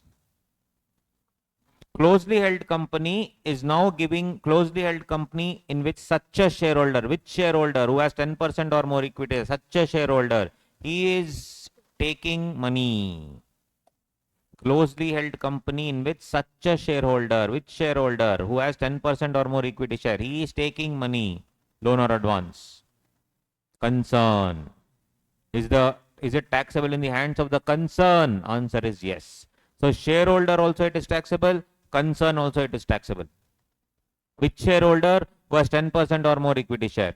Which concern? A concern in which such shareholder, which shareholder who already has 10% equity share in that company, he has substantial interest in that concern. What is substantial interest? 20% of the income or PSR, profit sharing ratio. So in this case, recipient number 1, recipient number 2, 222E will come. I hope you got the point. 222E will come.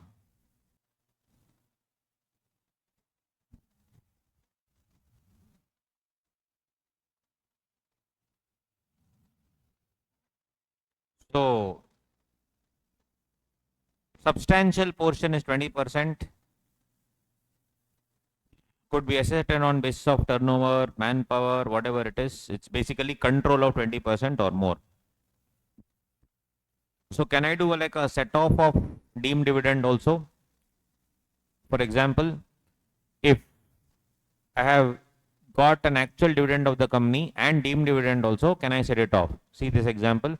Private Limited lends advance of 1 crore to Mr. A who holds 20% voting power. This shall be deemed to be dividend 222E. Subsequently, A Private Limited declares dividend of 80 lakh rupees. So I've already got how much? 1 crore. But in that 80 lakhs they have given as dividend again. Instead of paying dividend, what will I do? That 80 lakhs I will set off against 1 crore. In this situation, 80 lakhs shall neither be considered as dividend nor in the hands of the company because I have set it off. First I gave 1 crore. Then I was supposed to give 80 lakhs. I have set off that 80 lakhs against 1 crore. So that 80 lakhs is neither dividend nor for you also, for me also, nothing. It's already set off. If the company pays an additional 80 lakhs without setting it off, then entire sum of 80 lakhs will be obviously considered as dividend. That goes without saying. So there are many scams which you can do. For everything there is, coverage here. They have clearly mentioned that. See, you should have 20% and you should have 10% of the shareholding, right? What if during the year, let's say I have 10% and this 10% should be on the payment date. 10% should be on the payment date. Correct? So people were doing what? I already have 10% in the company, but on the payment date, I was gifting my shares to somebody else. And then after I got the loan, I used to take back the share. So on the loan date, I had 9.99%. After the loan is given to me, I'll again ask him to gift it back to me, my relative only. I'll gift it to my wife, and after I get the loan, wife will gift it back to me. All these scams are not allowed. Because all this, if it is there, they use the word directly or indirectly. All these things I cannot do. Right? Or if I say directly or indirectly word is used. You don't give the loan to me, give the loan to my friend, friend will give the loan to me. All those things are, you cannot do any of those things. That will be 100% taxable. This is the concept of deemed dividend. So in a closely held company, if I'm in the business of lending, what rate should I assume? I should rate, and if I'm giving the loan in the market rate, see guys, any advance will be taxable as deemed dividend. But what if the company only is in the business of lending? Imagine. What does the company do? Business of lending. They are in the lending business. So if I'm a closely held company in the lending business, I'm giving loan, but I'm giving, am I giving it in the market rate or other rate? So I should assume that it is the market rate. So if I'm a lending company, lending to everybody, including the shareholder at market rate, then there is no deemed dividend. But if I'm lending it to him at a very slightly lesser rate, that difference will be deemed dividend. On the other hand, if I'm giving any trade advance if I'm giving, normal case, trade advance, then it is not deemed dividend as per CBDT circular. So for example, the company is entering into a contract with the shareholder only because shareholder also is a businessman, he is supplying certain goods. For that I give some trade advance. Trade advance is not this advance. This advance is in the nature of loan, not trade advance. So trade advance is not deemed to be dividend. Other advances 222E. Other advances will be 222E. Got it? So please read guys. Now please read this point. First of all,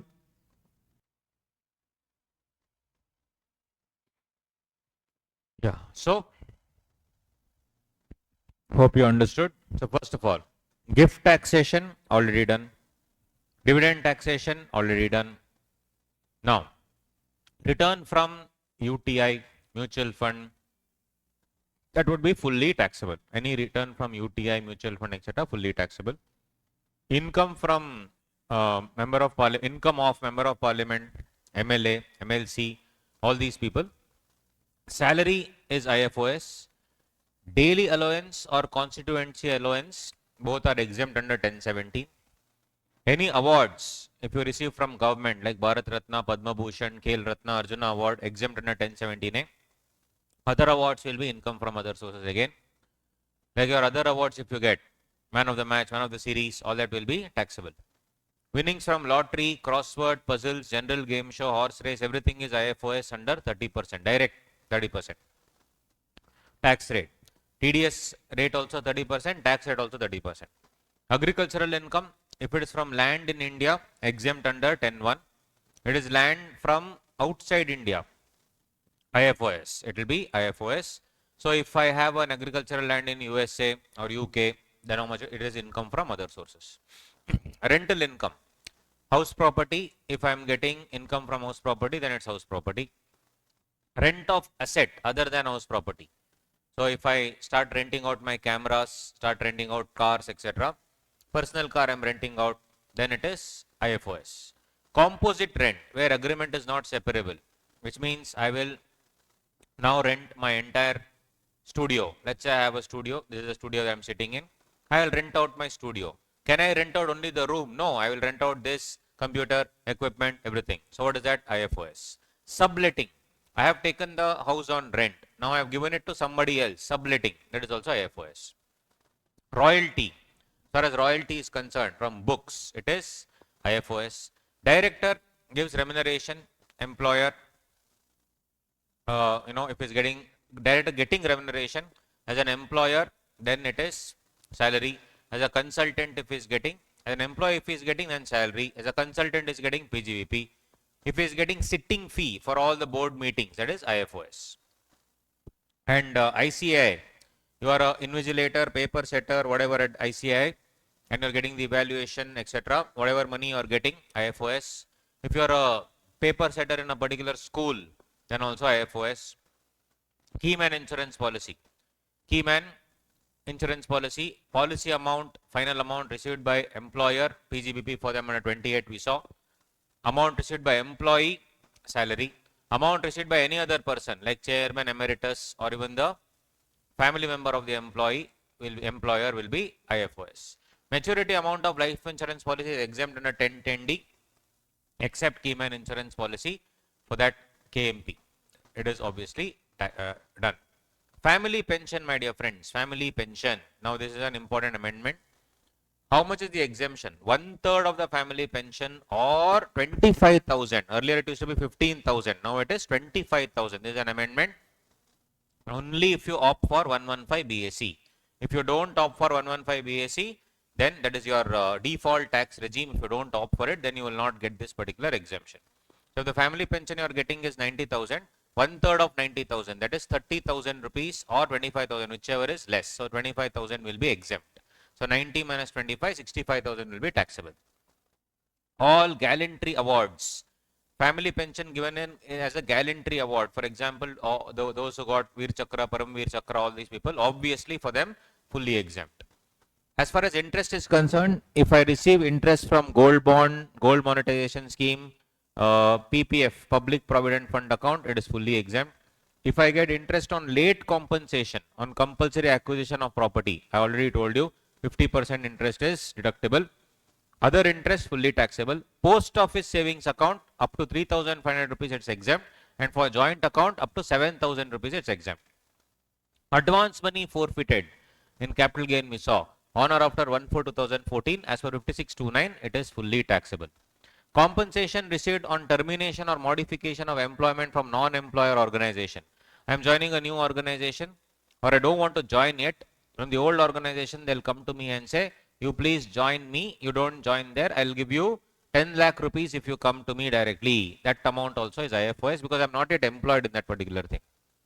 5627B is for closely held company. So what was this section is very simple.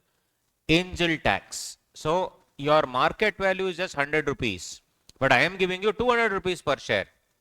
So company, closely held company, private company, for their share value which is 100 rupees, they are getting 200 rupees per share. Why the premium?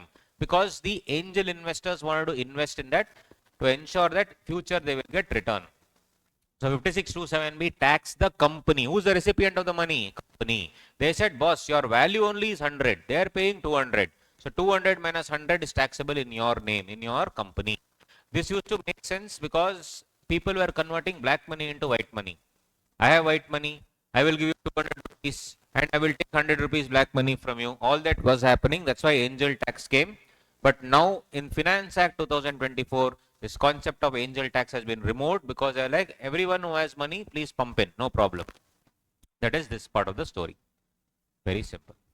As far as allowability of expenses are concerned, rent, all expenses related to earning rent is fully allowed. For example, if I pay rent of 60,000 and when subletting I am making 70,000, income will be 10,000 rupees per month. Any exempt income is agricultural income, right? Expense allowed, I have to ignore the expense that I have allowed. Any income that I am earning which is exempt, expense also will be exempt. Obviously, I cannot claim. Winnings from lottery, etc., any of the expenses not allowed. Interest for late compensation, 50% standard deduction will be there. This is very interesting. Any dividend income if I am earning, income from UTI, that is Unit Trust of India, that I am earning, income from mutual fund that I am earning. Yes. If can I take a loan to invest in shares? Yes. Can I take a loan to invest in UTI? Yes. What people were doing is, if they earned 20 lakh dividend income in a year, or if they earned income from UTI and all 20 lakh rupees, assume mutual fund 20 lakhs I earned, I would have taken lot of loan. I would have taken a 30 lakh loan to invest in this particular thing. Plus, I'll simply appoint one manager, pay him 20,000 rupees per month salary. So what used to happen was, if I used to earn dividend income of 20 lakh rupees, I used to show expenses of 17 lakh rupees, saying that interest paid on the loan taken to invest in this particular shares of the company. Second, accountant maintained to write down all the things that I'm earning, all these things. So the government changed the law. They said, for dividend, income from UTI, income from mutual funds, etc., only interest expense is taken into account. Only interest expense, and that too only up to 20% of dividend income. Very, very clear. You can take loan to buy all these things. You can take a loan to buy shares, no problem. But I will only allow interest expense only to the extent of 20%. So if the loan is 1 crore, interest rate is 15%. What is the interest per annum? 15 lakh. Dividend income is 12 lakh. Earlier, what they used to do, 15 lakh was set off against 12 lakh, and they were trying to show loss from other sources. Can there be LFOS? IFOS, LFOS possible? No. So what earlier they were doing? Now they said nothing doing. It's only to the extent of 20% of 2 lakh. 20% of, 20% of this one. What do you say? What is the entire interest? What is the entire dividend income? 12 lakh. What is 20% of dividend income? What is the dividend income? 12 lakh. So it's only 20% of 12 lakh. That's it. 2.4 lakh. 80% you anyway need to pay. So IFOS is 12 lakh minus 2.4 lakh, 9.6 lakh. Following expenses are anyway not allowed. Personal expenditure not allowed. Interest or salary paid outside India on which TDS has not been deducted. Remember, 100% disallowance used to happen in 40A, 40 small a. That one. Any expenditure paid to resident person, if TDS is not deducted, 30% disallowance.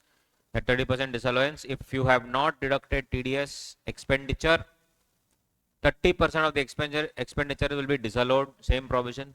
Cash expenditure more than 10,000 in a single day to a person, not allowed. Same, we've seen it in 40A3. Expenditure related to casual income. Any winnings from lottery, no expenditure is allowed. Lottery ticket, when you went to Kerala to buy a lottery ticket, so expense to Kerala, etc., not covered. 40A2, any payment made to relative which is unreasonable.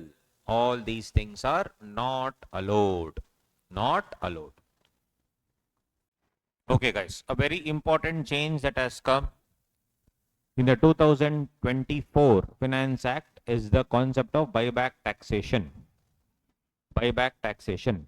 Now the entire thing is been divided into two parts. Again, you have to remember the dates. So buyback taxation for listed companies, this came in 2019, and also for unlisted companies, buyback taxation came. So the simple thing is, what has happened now in buyback taxation?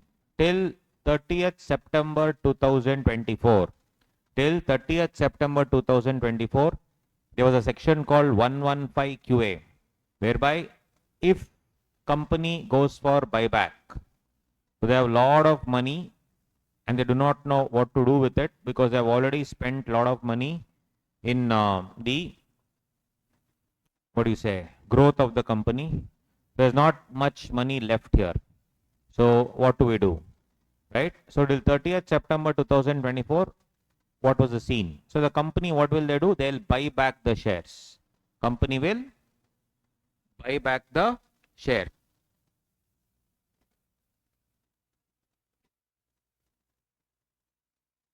How will they buy back the shares? So they will pay the money. They will buy back the shares either from the open market, or they'll make an offer, or they'll make it through different means. Now, What was the rule till 30th September 2024? The rule was that company will have to pay the tax. Imagine, on every buyback that they do, company will pay the tax. At what rate? 20% on distributed income plus 12% surcharge plus 4% education cess. So a flat rate, and the 12% surcharge and cess is mandatory. So a flat rate of 23.296%. 23.296% flat rate. I'll explain, you listen, and then I will expand it. Then it is exempt in the hands of the shareholders. Till what date? Till 30th September 2024, it is exempt in the hands of the shareholders under 1034A. Why? Because when company has paid the tax, for them it will be exempt only, no? For these people it will be exempt. That is for shareholders. Then, what is the distributed income? Buyback price minus share issue price. That is rule 40BB. So basically, guys, I issued the shares at 100 rupees. I am buying it back at 120 rupees. I've issued the shares at 200 rupees. I'm buying it back at 440 rupees. 220 rupees is called as the distributed income. 220 is the distributed income, and buyback is not any deemed dividend. So guys, if you think about it, for the shareholder, he had spent 200 rupees. He is getting back 440 rupees. Is 220 rupees, 240 rupees deemed dividend? No. But this was till which day? 30th September 2024, my dear friends. 30th September 2024.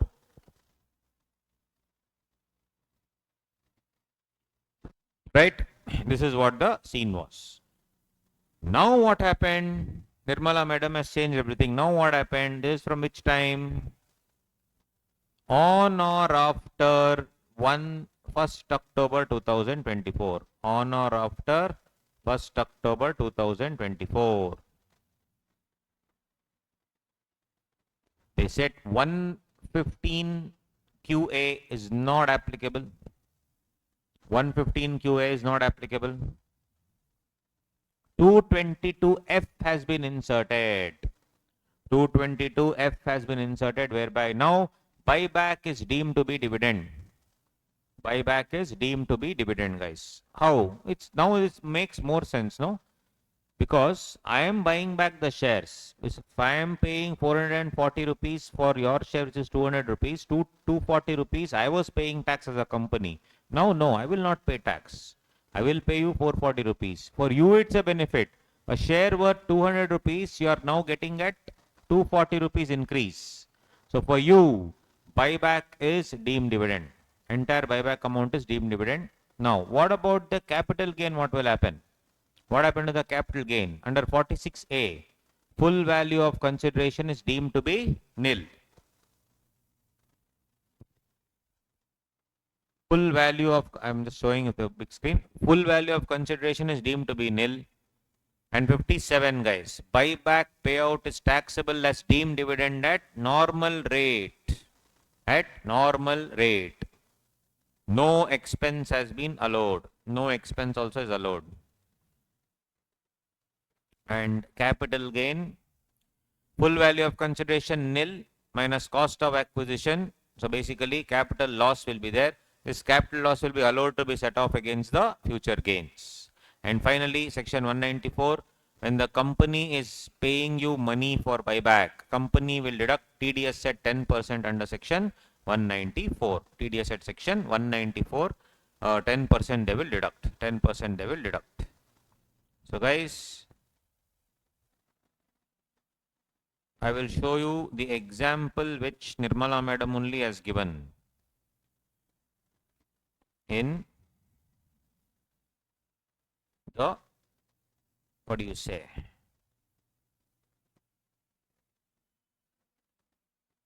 Memorandum explaining finance bill. You will understand here only. See?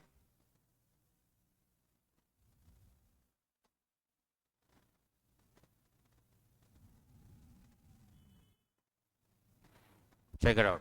100 shares bought in 2020, 40 per share. Total cost of acquisition 4,000 rupees. 20 shares bought back in 24, 60 rupees per share. Income taxable as deemed dividend is a full amount, guys. Full amount. 60 into 20. Full amount. No expense allowed. No expense allowed. But guys, what is the capital loss? Capital loss is what? 20 shares which were bought back into 24 at 60 is bought back. But the 20 shares I had bought it in 2020 at 40 rupees per share. So capital loss is 40 into 20, 800 rupees. 800 rupees is the capital loss. Now, in the year 2025, I had totally 100 shares. In that 20 company I had bought out. 80 shares are remaining. Out of 80 remaining shares, 50 shares were sold at 70 rupees per share. What is the capital gain? 3,500 rupees minus 2,000. How did 2,000 come? It was 50 shares into each share was 40 rupees. Here, this one, 40 rupees. 1,500. But this capital gain is not just the capital gain. I have to take the loss also. Chargeable capital gain I have to set off. 700. How 700? 1,500 is the overall gain. Minus there is this loss, no, from buyback. 800. 700 rupees is the chargeable capital gain after set off. Chargeable capital gain after set off. So guys, very simple. They are trying to tell if I give you one more example, no? 200 rupees had invested, now it became 440 rupees. But guys, the market value only can be 420 maybe or 430, whatever the case may be. Market value may be 450. They are telling you ignore all these things. Capital gain you fully ignore. What is the full value of consideration for capital gain purposes? Nil. Deadly. The difference, 240 rupees, directly take it as deemed dividend, 222F. So when the full value of consideration is nil, minus cost of acquisition 200 you had paid, no cost of acquisition 200, this 200 will be a loss, which you can use it some other time. So tomorrow when you sell anything, you can use that as a set off. Very interesting concept, right? So what I want you to do is now, I'll just show you the screen again.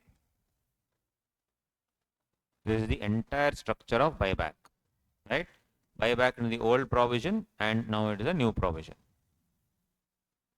Some buyback examples again you see old provision, then new provision. Some buyback example, 10 lakh shares at 10 each, Q 10 lakh shares at 10 each, R had bought 10 lakh share at 10 each, premium 20 rupees he had paid, S 10 lakh shares at 10 each, premium 20 rupees he had paid. Company is buying back 1 lakh share from each person at 50 rupees. So what is 115 QA? Earlier 115 QA. This is still, if this happens till 30th September, I should use this. So 1 lakh into 50 minus 10. 1 lakh into 50 minus 10. Why 50 minus 10? Because 1 lakh shares is sold, bought back at 50 rupees. Minus 10 is what? This one, differential pricing. Buyback price minus issue price. What is issue price? 10. What is the buyback price? 50. 50 minus 10 will be the distributed income. On this distributed income, 1.2 CR into 23.296% is what they do. Very simple. Under 115 QA. Under 115 QA.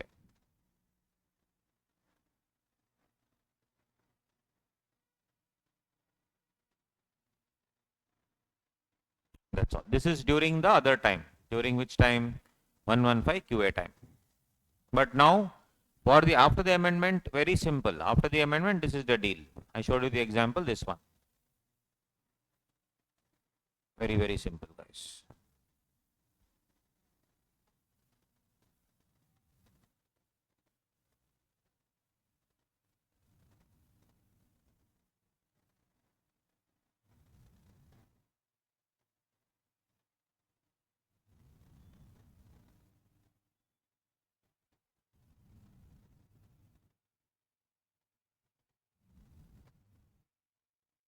All these other point is no longer applicable now,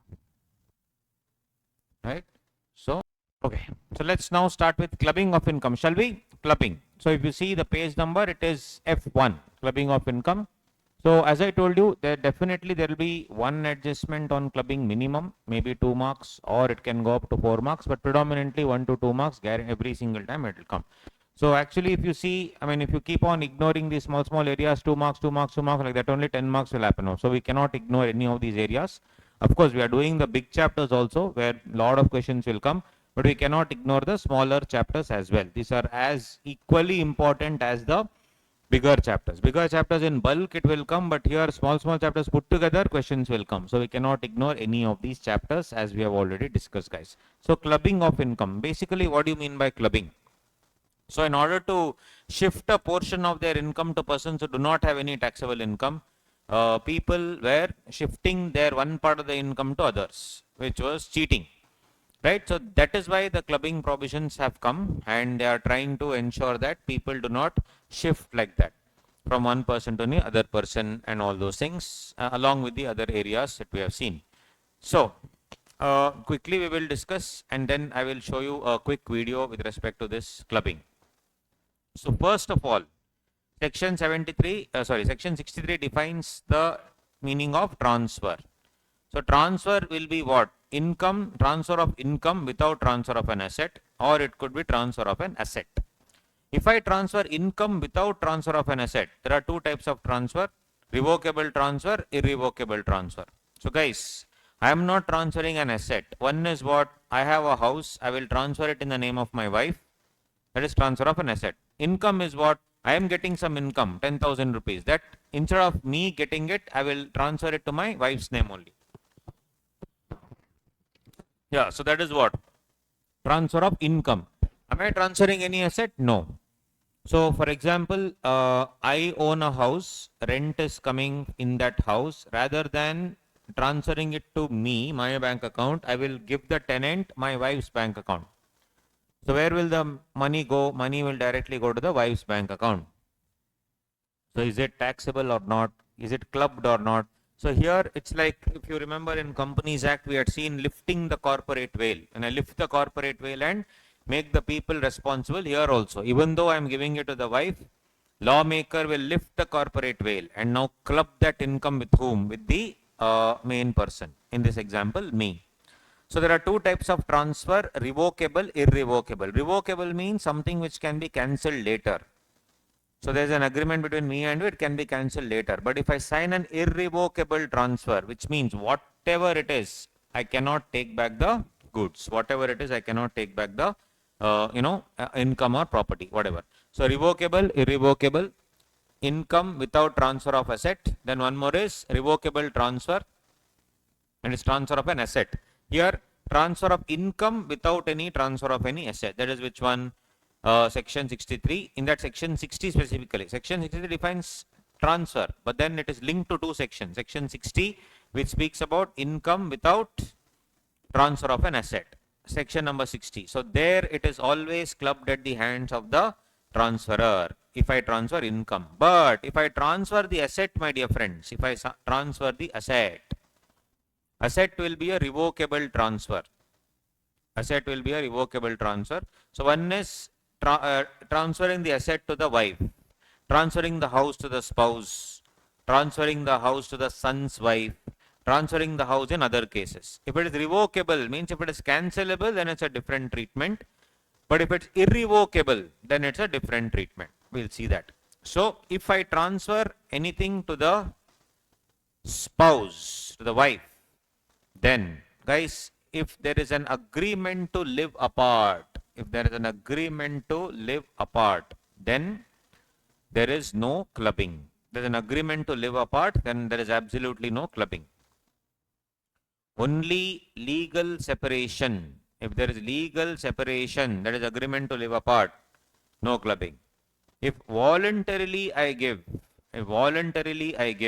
without an agreement to live apart, then definitely there would be clubbing. If there is adequate consideration, I sold my house worth 1 crore to my wife for 1.2 crore. Is there any clubbing of income? No. That is her income. No, that is my income. Why should I club? So adequate consideration, no clubbing. Inadequate consideration. I sold my house of 1 crore for 10 rupees. I sold my house of 1 crore for 10 rupees. Inadequate consideration. So guys, in that if I sell a house, clubbing will still not apply because income from house property concept will apply called deemed owner. Called deemed owner. In income from house property, very simple, you can have up to 2 homes. The moment you have the third home, it will be deemed to be let out property. Right? Income from house property, basically you can have 2 homes. But if the moment you have 3 homes, it will be what? Deemed to be let out property, which will be taxable. If you have 3 self-occupied property, third one will be let out, deemed let out. So to curb this from happening, people who had 3 homes, 4 homes, etc.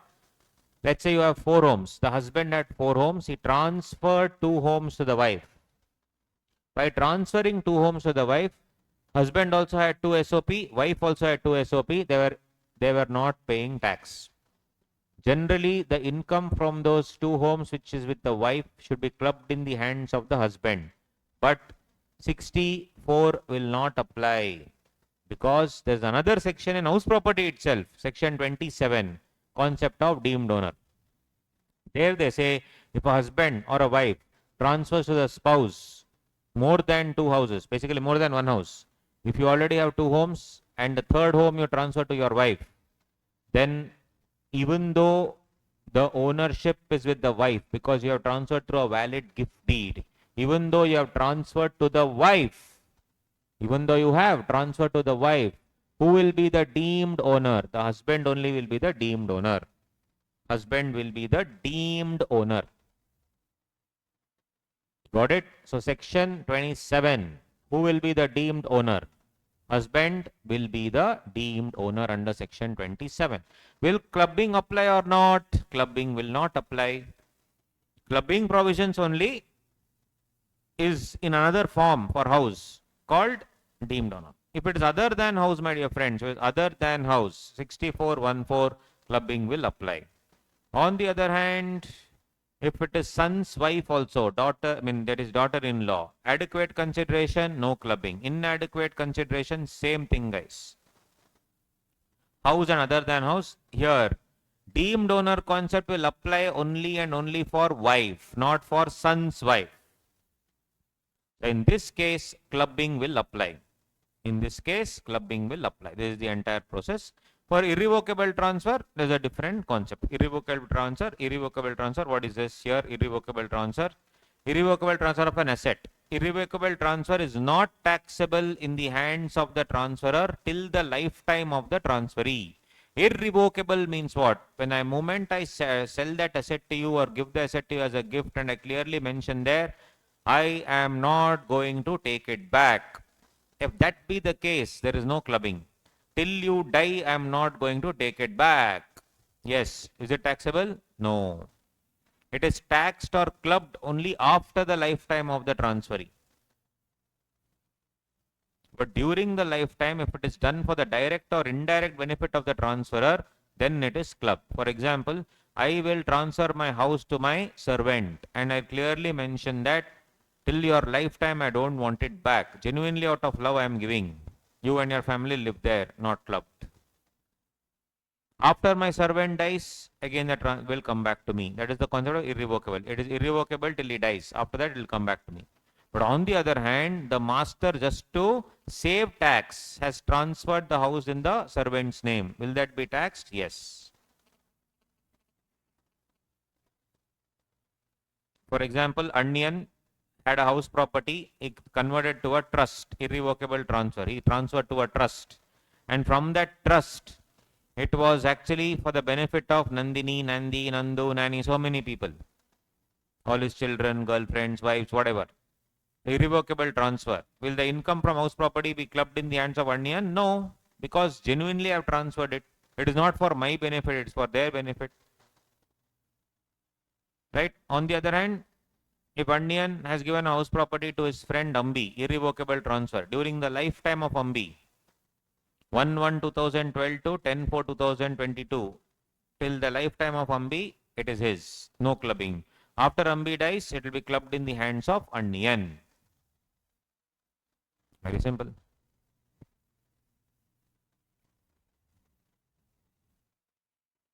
(6412) individual and relatives. What is this? Very simple. Mr. Abhishek is an individual. He has substantial interest in a company, AOP, BOI firm, which is a concern. Let's, for example, say Chaddi Banyan and Company. Just an example. Okay, substantial interest he has. How much substantial interest? 20% of the voting power. So Abhishek as an individual has substantial interest. Means what? 20% of voting power in Chaddi Banyan and Company. Now this concern is paying remuneration to Aishwarya, who happens to be Abhishek's wife, Miss Aishwarya. Will the income be clubbed? Guys, Abhishek, Aishwarya, husband and wife. Money is coming from a concern which happens to be a concern in which Abhishek has substantial power. Now it all depends on the professional qualification of Aishwarya. If Aishwarya is professionally qualified to get that money, it will not be clubbed.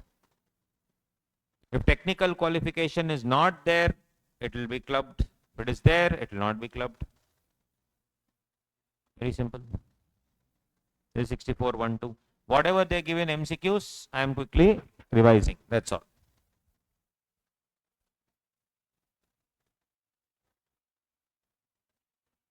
Surya, husband, has given money to wife Kasturi. Kasturi is depositing that money in Infosys. Dividend she gets. Will it be clubbed? Yes. Dividend will be clubbed because it is directly derived from that particular money. On the other hand, Kasturi gets Infosys shares, bonus shares. Kasturi gets bonus shares. Dividend, the return is clubbed. What about accretion? 1000 bonus shares is an addition or accretion to that. Will she get that back? Will that be clubbed? No, guys. Clubbing will not apply to any accretion. Clubbing will not apply to any accretion. On the other hand, if an asset is transferred, for example, money is transferred. Where? Money is transferred as a capital contribution in a partnership firm. Husband transfers money or wife transfers money as a capital contribution in a partnership firm. Income derived from salary, no clubbing. Income derived from share of profit, exempt. But any income derived from interest on capital will be clubbed because I have given capital to my wife's firm. That will be clubbed. Only if it is a capital contribution in partnership firm. But if I invest that in business, I happen to invest that in business, then proportionate income will be clubbed if the investment forms part of the capital at the beginning of the previous year. So guys, I just give directly as capital contribution. If I am getting any salary from that because I am a partner, no clubbing. Or if the wife gets salary, no clubbing because she is also working there. If I get share of profit, no clubbing, but only interest on capital wife is getting. I give the money to the wife invests in the share capital contribution, she is getting interest on the capital, that will be clubbed proportionately. On the other hand, if that money which I give is fully invested into business, then the proportionate income that I am getting will also be clubbed. It's forming part of the capital only at the beginning of the previous year, not at the end of the previous year, only at the beginning of the previous year.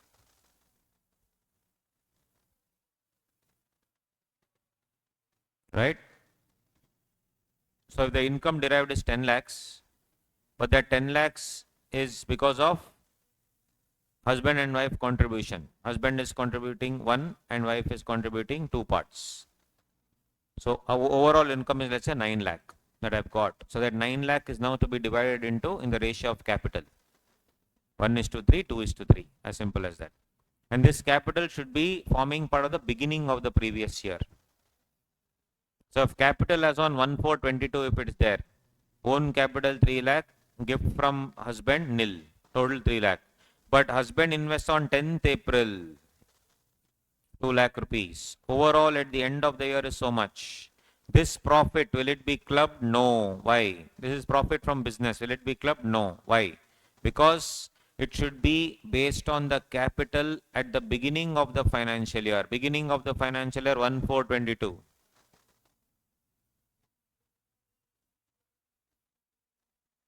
Right? This happened at the end of the year.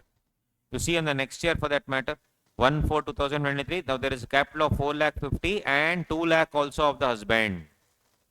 Now any profit that comes later, let's say a profit of 3 lakh 90,000 rupees came.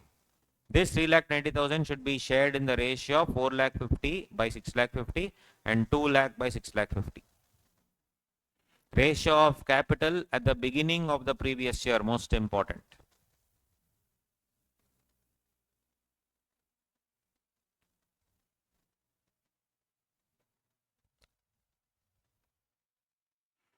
There are some other examples which I'll show you through a video that I've made.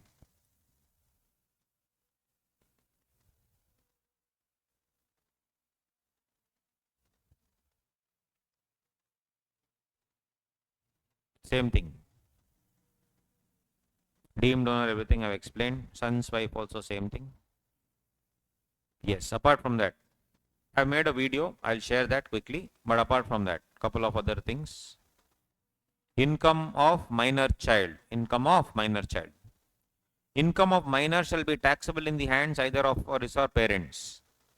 It will be taxable in the hands of the parents. When the marriage subsists, it will be in the parent whose total income is the highest. If parents are only divorced, then it will be tax clubbed in the hands of the parent who is looking after the minor child. If nobody is there, then it will be in the name of the guardian. This child will include stepchild, adopted child also, but does not include an illegitimate child born out of wedlock, that is extramarital affair. That child is not there. No clubbing. So any income of minor child is clubbed. One small exemption you will get, you have to remember, 1,500 rupees per annum per child.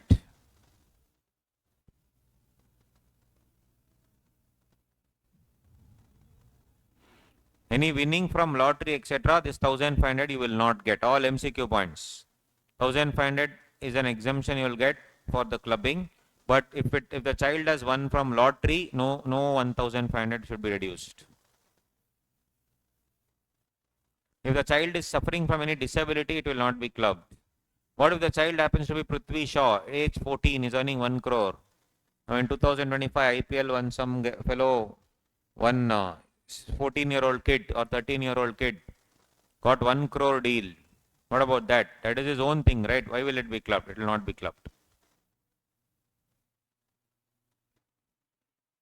Any interest dividend out of the investment made from minor's personal income, that will be clubbed for sure. But disabled, not clubbed. So if that guy who got 1 crore 13 years, if they invest in an FD and they get FD interest, that will be clubbed. Because the main income will not be clubbed, but any derivation from that, they will definitely be clubbed.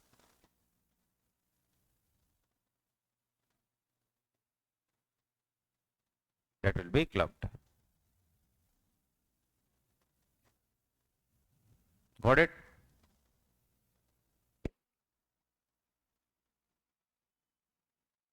HAF also similar provision, guys. Transaction of gift, inadequate consideration, same thing. Then there are certain important points here which are very important for the examination. You will have to go through this. Now I will show you a very interesting video which will have the entire important clubbing provisions. Important clubbing provisions are there in this. And then You can, we'll check out a few questions after this, but let's finish this off. Just a sec. So I'll show you an important video which is based on clubbing. You will enjoy this, you will understand everything.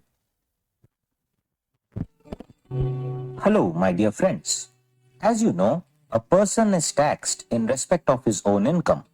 But what happens when the taxpayers make an attempt to reduce their tax liability by transferring their assets to their family members like father, mother, brother, sister, wife, etc., such that they can continue to enjoy the benefits?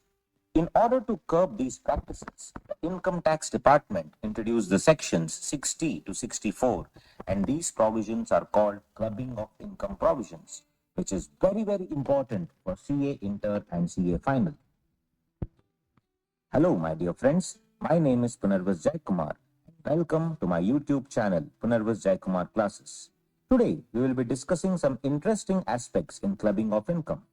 Before we begin, I request you to please subscribe and hit the bell icon so that you can always be updated about such videos. Let us see some interesting illustrations to understand the concept of clubbing. Let's do it. If a husband transfers his house worth 1 crore to his wife without adequate consideration, let's say for 10,000 rupees, then the income generated from that house, that is the rental income, would be clubbed, that is added to the husband's income. Clubbing would still apply if the asset is given to the daughter-in-law instead of wife. Rental income would be clubbed with the father-in-law's income. If the husband transfers his house to his wife and the wife in turn transfers this house to their daughter-in-law, would clubbing provisions apply?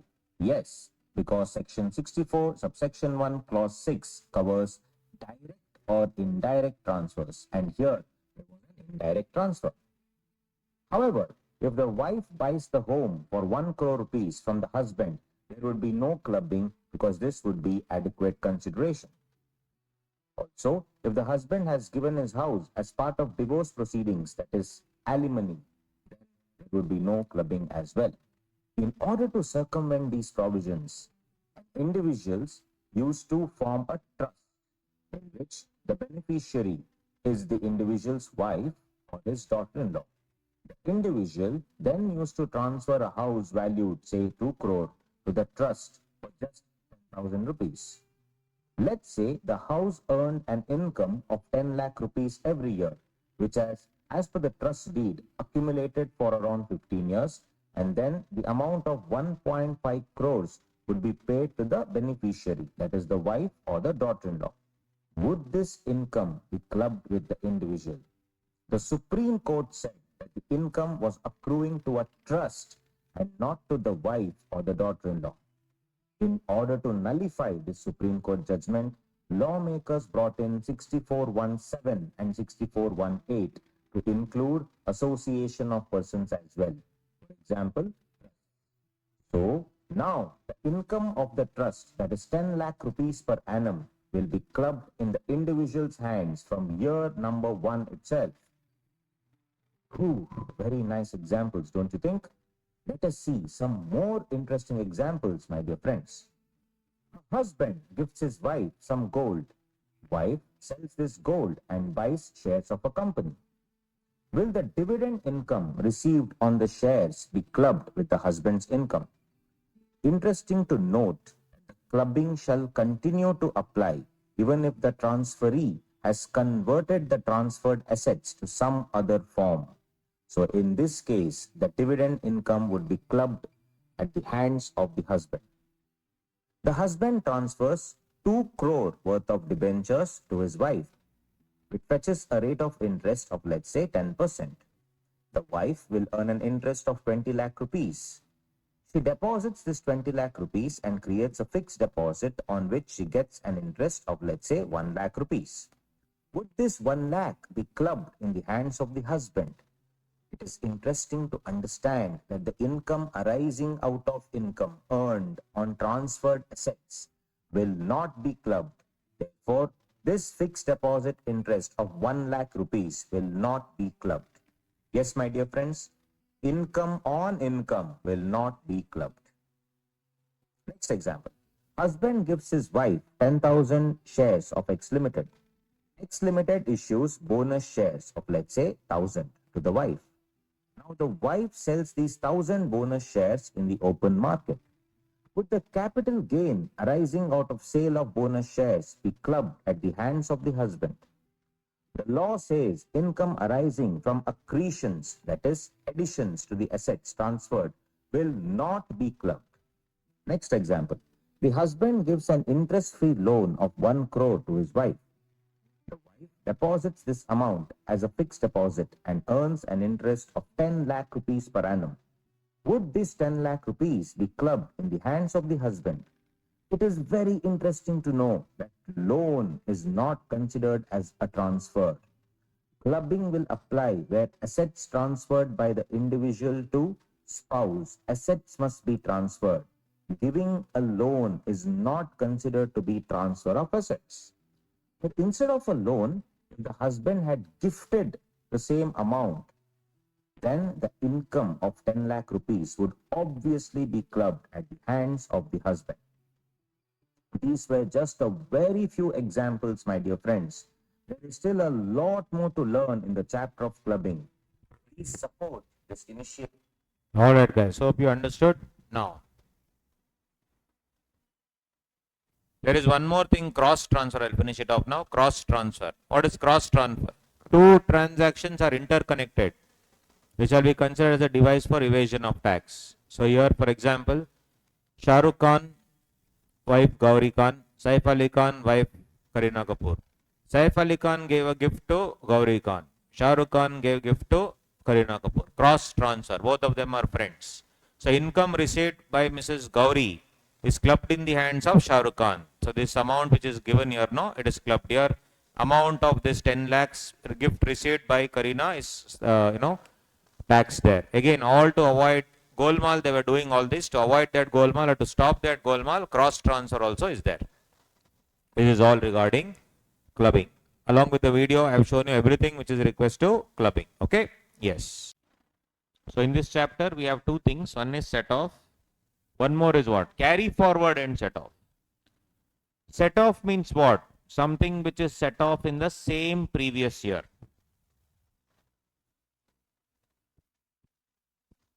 Section 70, for example, intra-head set off. Within the same head, setting off. House property loss is there, house property income is there. So intra-head set off means what? House property loss is set off against house property income. That is called intra-head, set off in the same year. It could also be inter-head, means what?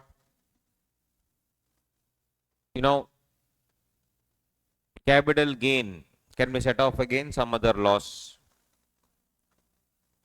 Gain from PGVP can be set off against something else, loss from house property, for example.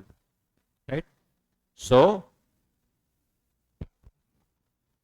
two things, guys, set off and carry forward and set off. Set off is what is happening in the same previous year. Carry forward and set off is happening in the subsequent years. That is carried forward to subsequent years and then set off. So this one is called intra-head, house property loss, house property income. Whereas carry forward and set off will happen in the subsequent years.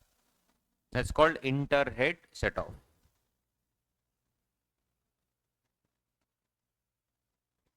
Intra-head and inter-head. So, we saw it in specified business 35 AD. PJ Palace Hotel 35 AD. Is it possible loss of PJ Palace under 35 AD? Can it be set off against profit from PJ hospitals under 35 AD? Yes. 35 AD specified business possible. On the other hand, Sheila Hotel, which is there under 35 AD, there's a loss of 50 lakh. Can it be set off against? Can it be set off against profit? That is a Google Drive pen drive sale profit. Can Sheila Hotel 35 AD, can it be set off against profit of 1 crore which you have got from GDPD sales? No, set off is not possible. So Sheila Hotel loss cannot be set off against non 35 AD profit. On the other hand,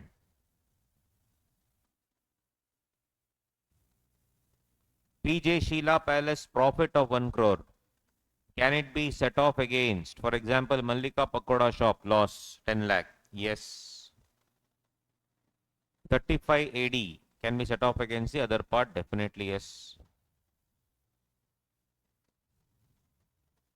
Long-term capital loss can be set off against long-term capital gain. Whereas long-term capital loss cannot be set off against short-term capital gain. Short-term capital gain can be set off against short-term capital gain, and short-term capital gain, short-term capital loss, sorry, can be set off against short-term capital gain. Whereas short-term capital loss can also be set off against long-term capital gain. But if you have a long-term capital loss, cannot be set off against short-term capital gain.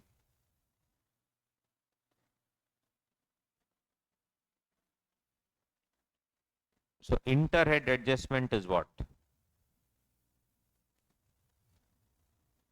Within the same head. Like we have a short-term capital loss. Intrahead, that is. Interhead is between two heads. So can there be a loss, business loss? Can it be set off against capital gain? We need to see. So there are certain rules. There are certain rules which are enshrined here. Intra-head adjustment, inter-head adjustment. Right? So general rules. After that you can read general rules, guys. Income from salary.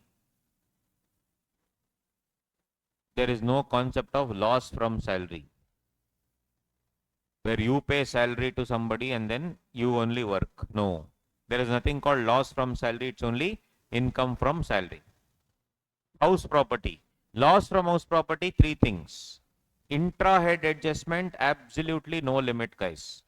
Means loss from house property can be set off against income from house property, no limit. Loss from house property can be set off against some other income to the extent of maximum 2 lakh. And remaining you can carry it forward, no problem. PGBP.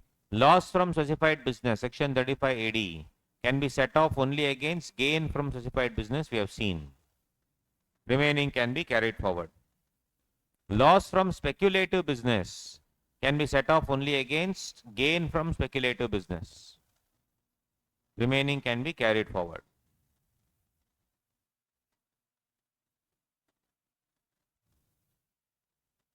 Can profit from specified business used to set off any other business? Yes.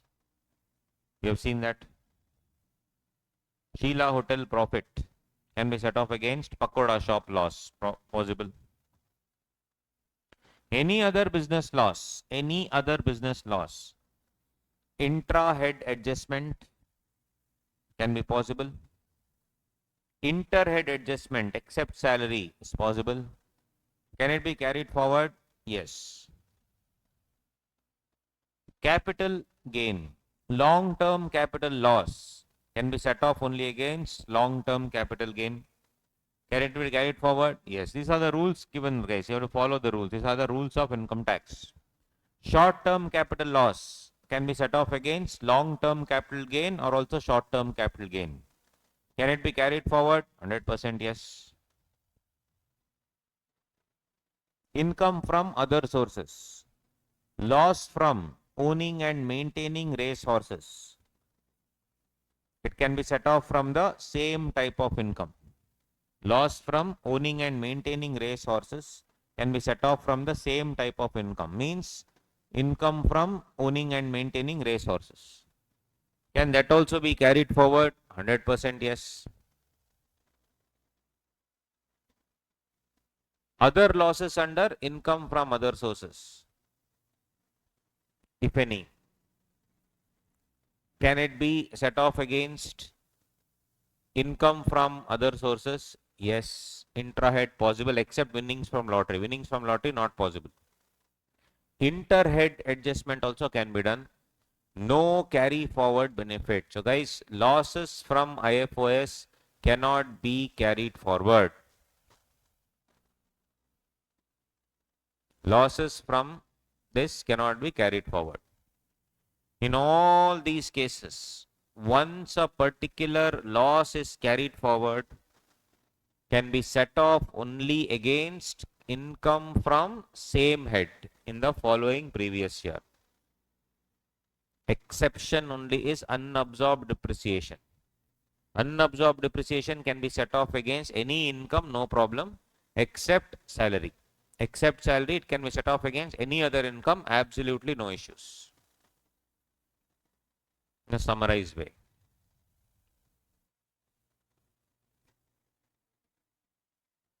Is given here, given here. And loss from house property for how many years can I carry forward? 8 years. 32.2 unabsorbed depreciation can be carried forward infinite period, no problem. It can be set off against any other head other than salaries. Loss from house property always from income from house property. Business losses can be carried forward 8 years, can be set off only against business profit and gains of business or profession. Loss in speculation business we have seen only with income from speculation business, and loss in speculation business only 4 years. Speculation means share trading and all those things. Options, futures and all these areas. Losses by a specified business referred to in 35 AD, indefinite period again. It can be set off only against the income from any specified business referred to in 35 AD, possible. And guys, interesting to know, there is one section, I'll show you that.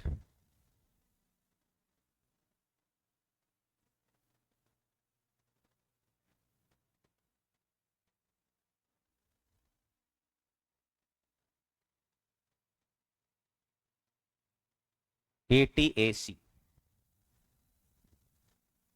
What does this ATAC say? While computing the total income,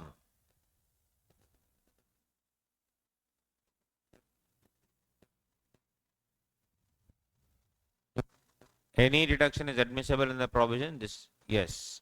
No deduction shall be allowed unless you, and the due date specified under 139(1). So if you file the return of income only, you will get the deduction. You should file the return of income. Chapter C, deductions in certain respect of incomes. All your ATC, ATD, all these sections, and of course certain incomes, income-based deductions, ATIA, ATIAB, ATIB, income-based deductions, etc. Only when you follow that, this will come.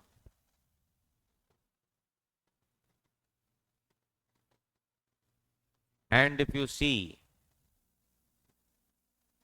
loss return under 139, loss return under 139, which anyway we'll do when we do assessment procedure, we'll understand.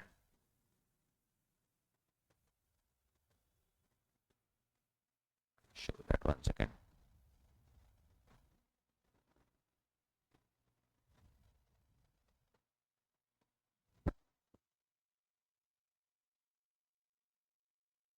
There you go.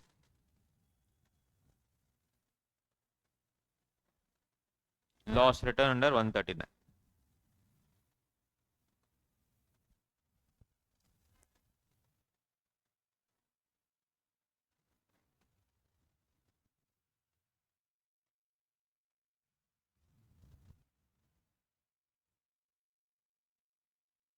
If any person has sustained the loss, he can claim 72, 73, 73A, 74, 74A. These are all the other losses, guys. Intra-head, inter-head losses. Interesting to know, two sections are missing. 32 is missing, and this section clearly tells that if you want to claim the loss, what should you do? You should file the return. What are the losses? 72, 73, 73A, 74, 74A, under all those heads. Business loss, speculation loss, IFOS loss, those things. Two things are missing here. 71B is missing and section 32 is missing. Section 32 is unabsorbed depreciation. 71B is house property loss. Which means whether you file the return or don't file the return, can you carry forward house property loss? Yes. Can you carry forward depreciation, that is unabsorbed depreciation loss? 100%. Very, very interesting to understand. So that is what is given here. Loss from house property 71B, 32.2. If you see that section, all the other sections were there. 72, 73, 73A, 74, 74A, all that was there. But these two are not there. With the return of income to be filed within the due date of carry forward such losses? No. So should I file return of income in these two cases? No.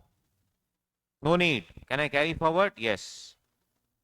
So under section 139, 71B and 32.2 are not there. All other cases were there. Should I file the return of income? Yes. Loss under that, capital gain, short-term capital loss, long-term capital loss, 8 years. Loss from the activity of maintaining resources, 4 years. Should I file the return of income to claim the exemption, to claim the set-off? Yes. That is what it says.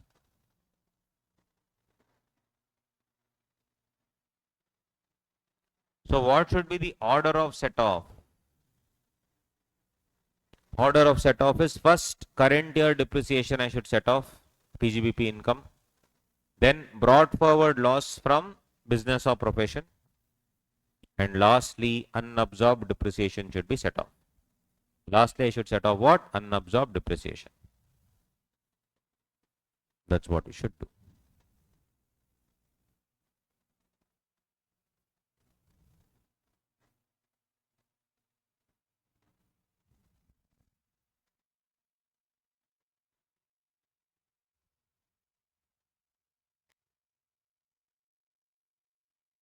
So that is all there is to it here.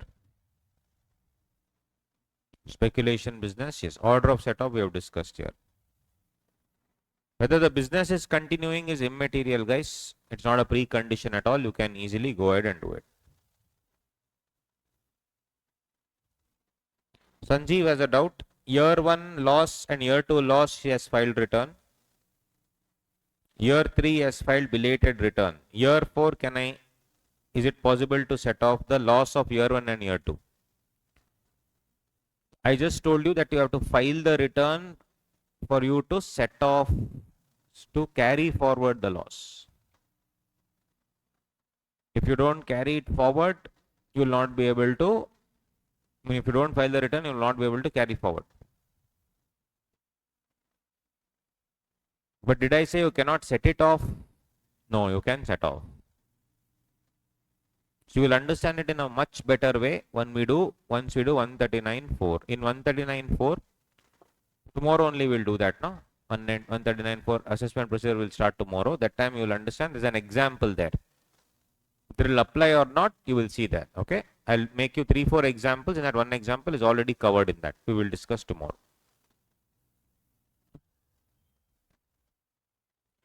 The bar is only for carry forward, claiming the loss.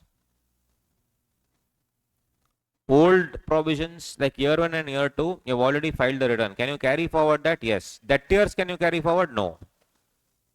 The year in which you have not filed the return, you can't carry forward. Previous years, can you carry forward? Yes. And the previous year's carried forward thing, can you set it off this year even though you have not filed the return? Yes. The lawmaker only says carry forward is not possible. Carry forward and set off is possible. Previously carried, brought forward basically. Brought forward and set off is possible. This year, new loss cannot be carried forward. Problem we will do in 139. Hope you got it, Sanjeev. Yes. So your question, Sanjeev, is given in question number point number 6. Again, I've given an example here. When I give you time to read, you can check this. Whatever you exactly asked is there in this. See, we'll discuss it. When you read, you'll see it.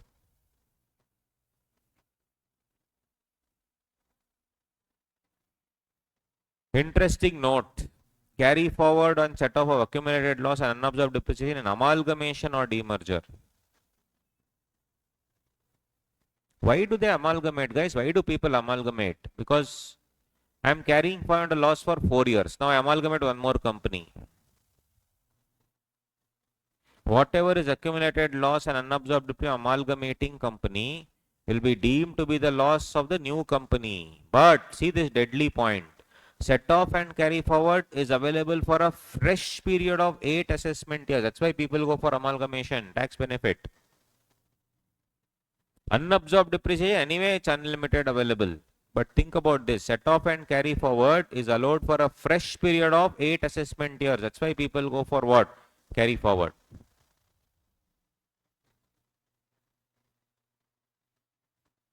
And this section, special section 72A, will apply only for what? If you are owning a industrial undertaking or a ship or a hotel with another company. Specified bank, State Bank of India merger. Nirmala madam did merger of different banks. Remember PSU banks. One PSU bank is merging with another PSU bank.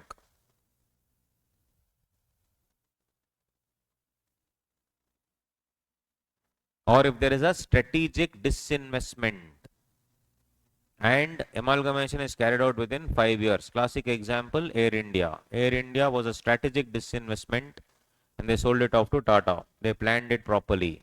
Why did Tata purchase? Obviously because of this benefit. One of the benefits is this.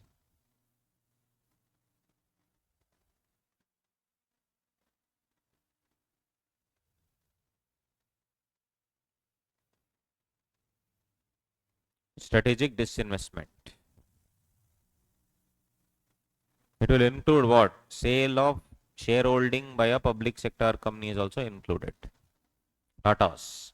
To ensure that Tatas also come under this, it was amended to this now from 2023.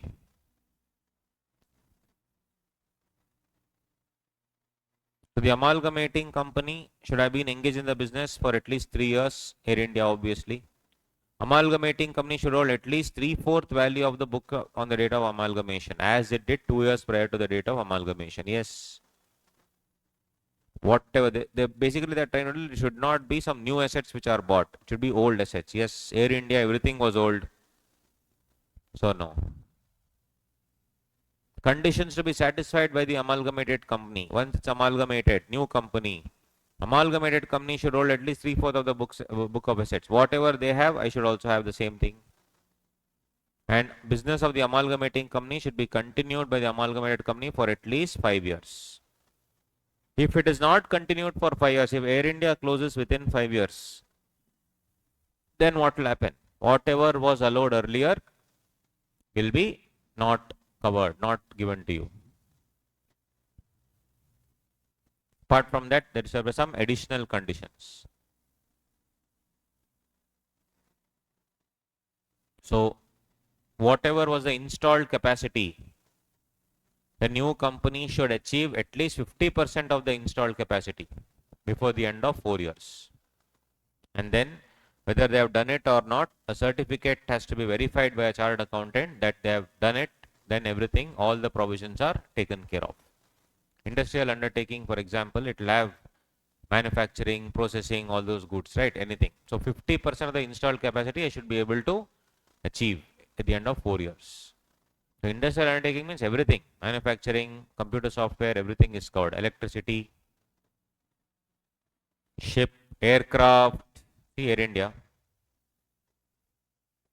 Demerger also similar provisions, 8 years. If I convert firm into company also same, 8 years. Fresh Private limited company also 8 years. No change. Amalgamation of banking company with banking institutions. Here fresh 8 years is not given. It is deemed to be the loss for the previous year when the scheme was brought into force. It's a scheme by central government. She has merged so many PSU banks under 72AA.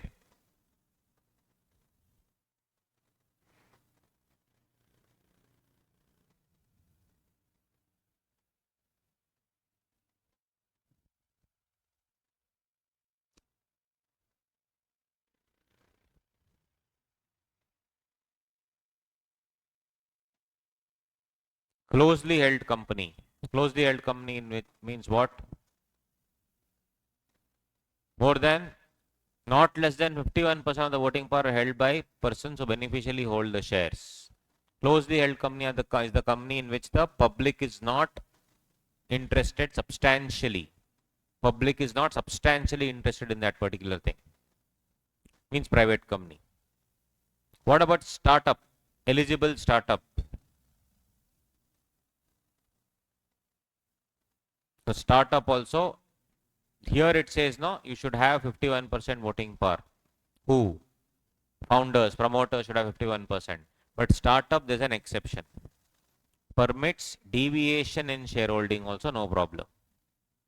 That 51% need not be maintained in a startup, provided it is an eligible startup under 80 IAC.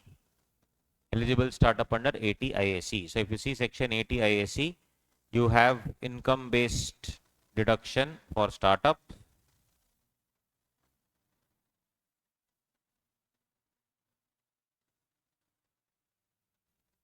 See,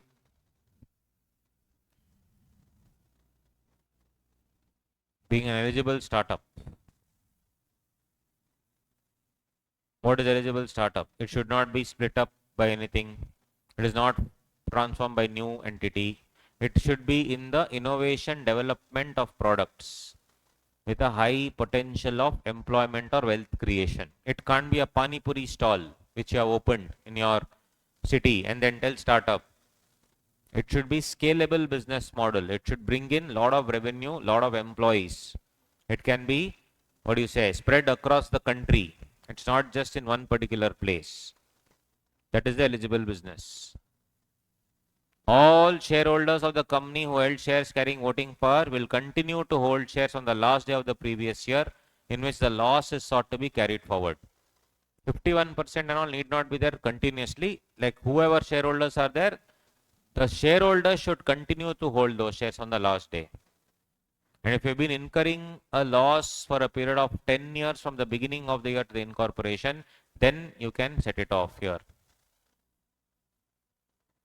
That's what it says.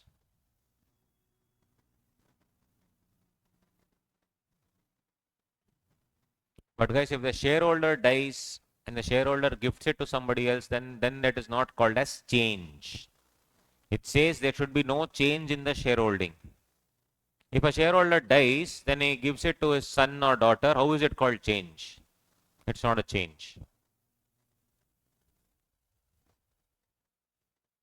Similarly, if this company only is taken over by one more company, that's not called as a change because I am holding my shares, but my parent company is being taken over by some other company. Nothing can be done about it. And I am in so much loss that I have gone under Insolvency and Bankruptcy Code, IBC. Insolvency and Bankruptcy Code, IBC. And under IBC, what has happened? They have given me, in IBC, what happens is when I am not doing well, I will go to IBC. The National Company Law Tribunal will open up the case. And anybody who is more liquid than me, can come and take over the business. That is called Insolvency and Bankruptcy Code. That time, new company comes and takes over. Can you say, shareholding and all is changing? No. So there are these exceptions whereby change in the voting power is not deemed to be the actual change. These exceptions you can go through.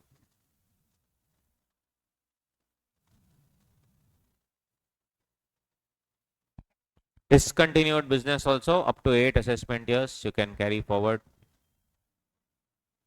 Beyond 8 assessment years, if any future discontinued business income comes, then it can be set off against that discontinued business income loss.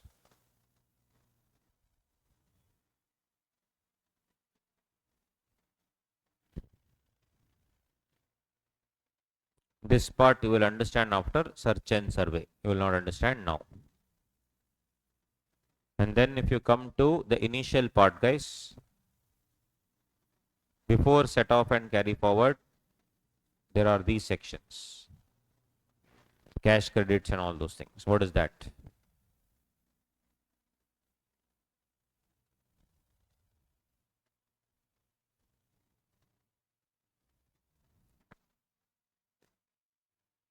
So this is the concept of deemed income. 68, 69, 69A, 69B, 69C, 69D. So before 2012,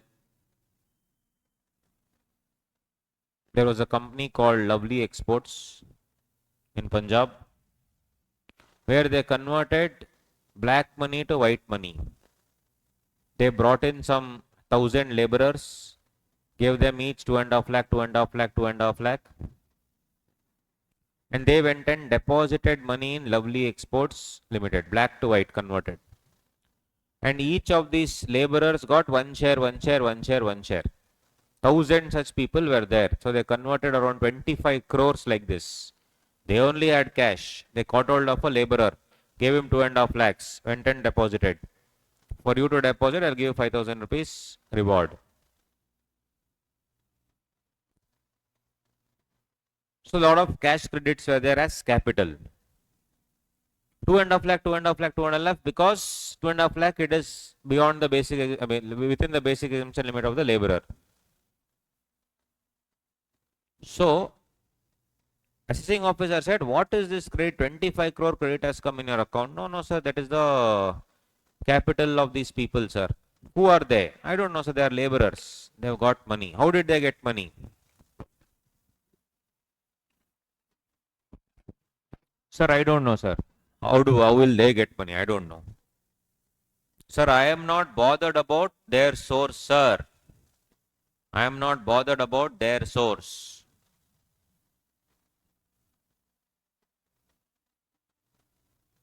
I am just bothered that it has come to my account as capital. I am using it. It went to court. Should I prove the source also? Went to court.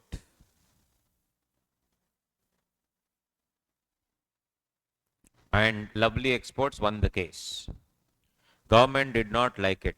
In the year 2012, Pranab Mukherjee was the finance minister. He made almost 80-90 changes in the laws and added all these sections, made changes in these sections also. 119 amendments in 2012. He said, section 68 he inserted, he said, if you do not tell me the source, I will tax you under 115 BB with 30% and a penalty of 10%. 40% is the tax. And then they changed it again to what? 60% tax, 25% surcharge, 4% cess, 78% tax, plus penalty under 271 AAA of 10%, 78% plus 7.8%, 86% tax if you don't explain the credit deadly. 14% you keep. Pranab Mukherjee changed. That is the concept of what? Unexplained credits here. When a sum is credited and I do not know about the explanation as to how it came, it's not satisfactory, then tax. It is called deemed to be income, and on that income special rate of tax is done. Similarly, you have made a lot of investments, you have not explained why. It is deemed to be the income. Suddenly, I have come to you and suddenly there is some money, jewelry, And you say it doesn't belong to me, it belongs to some other person. Or it's not recorded properly. You say it doesn't belong to me. You don't give explanation, deemed to be the income.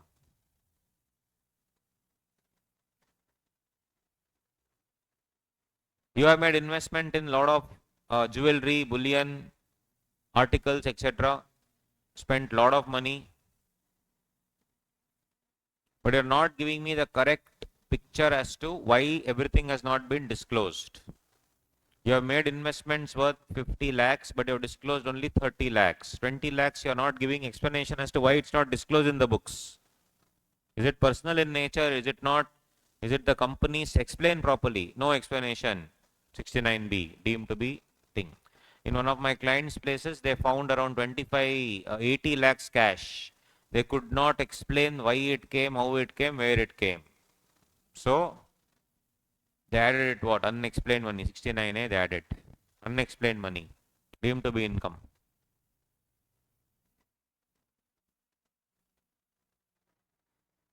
Similarly, in the same case, the daughter had spent 40 lakhs per annum foreign trips. Her income was showing 8 lakhs. 8 lakhs you are showing your income, 40 lakhs you have traveled. You are not given any explanation as to why that 40 lakhs, how you have spent, where is the source? This 40 lakh will be added to the income. Deadly. 69C.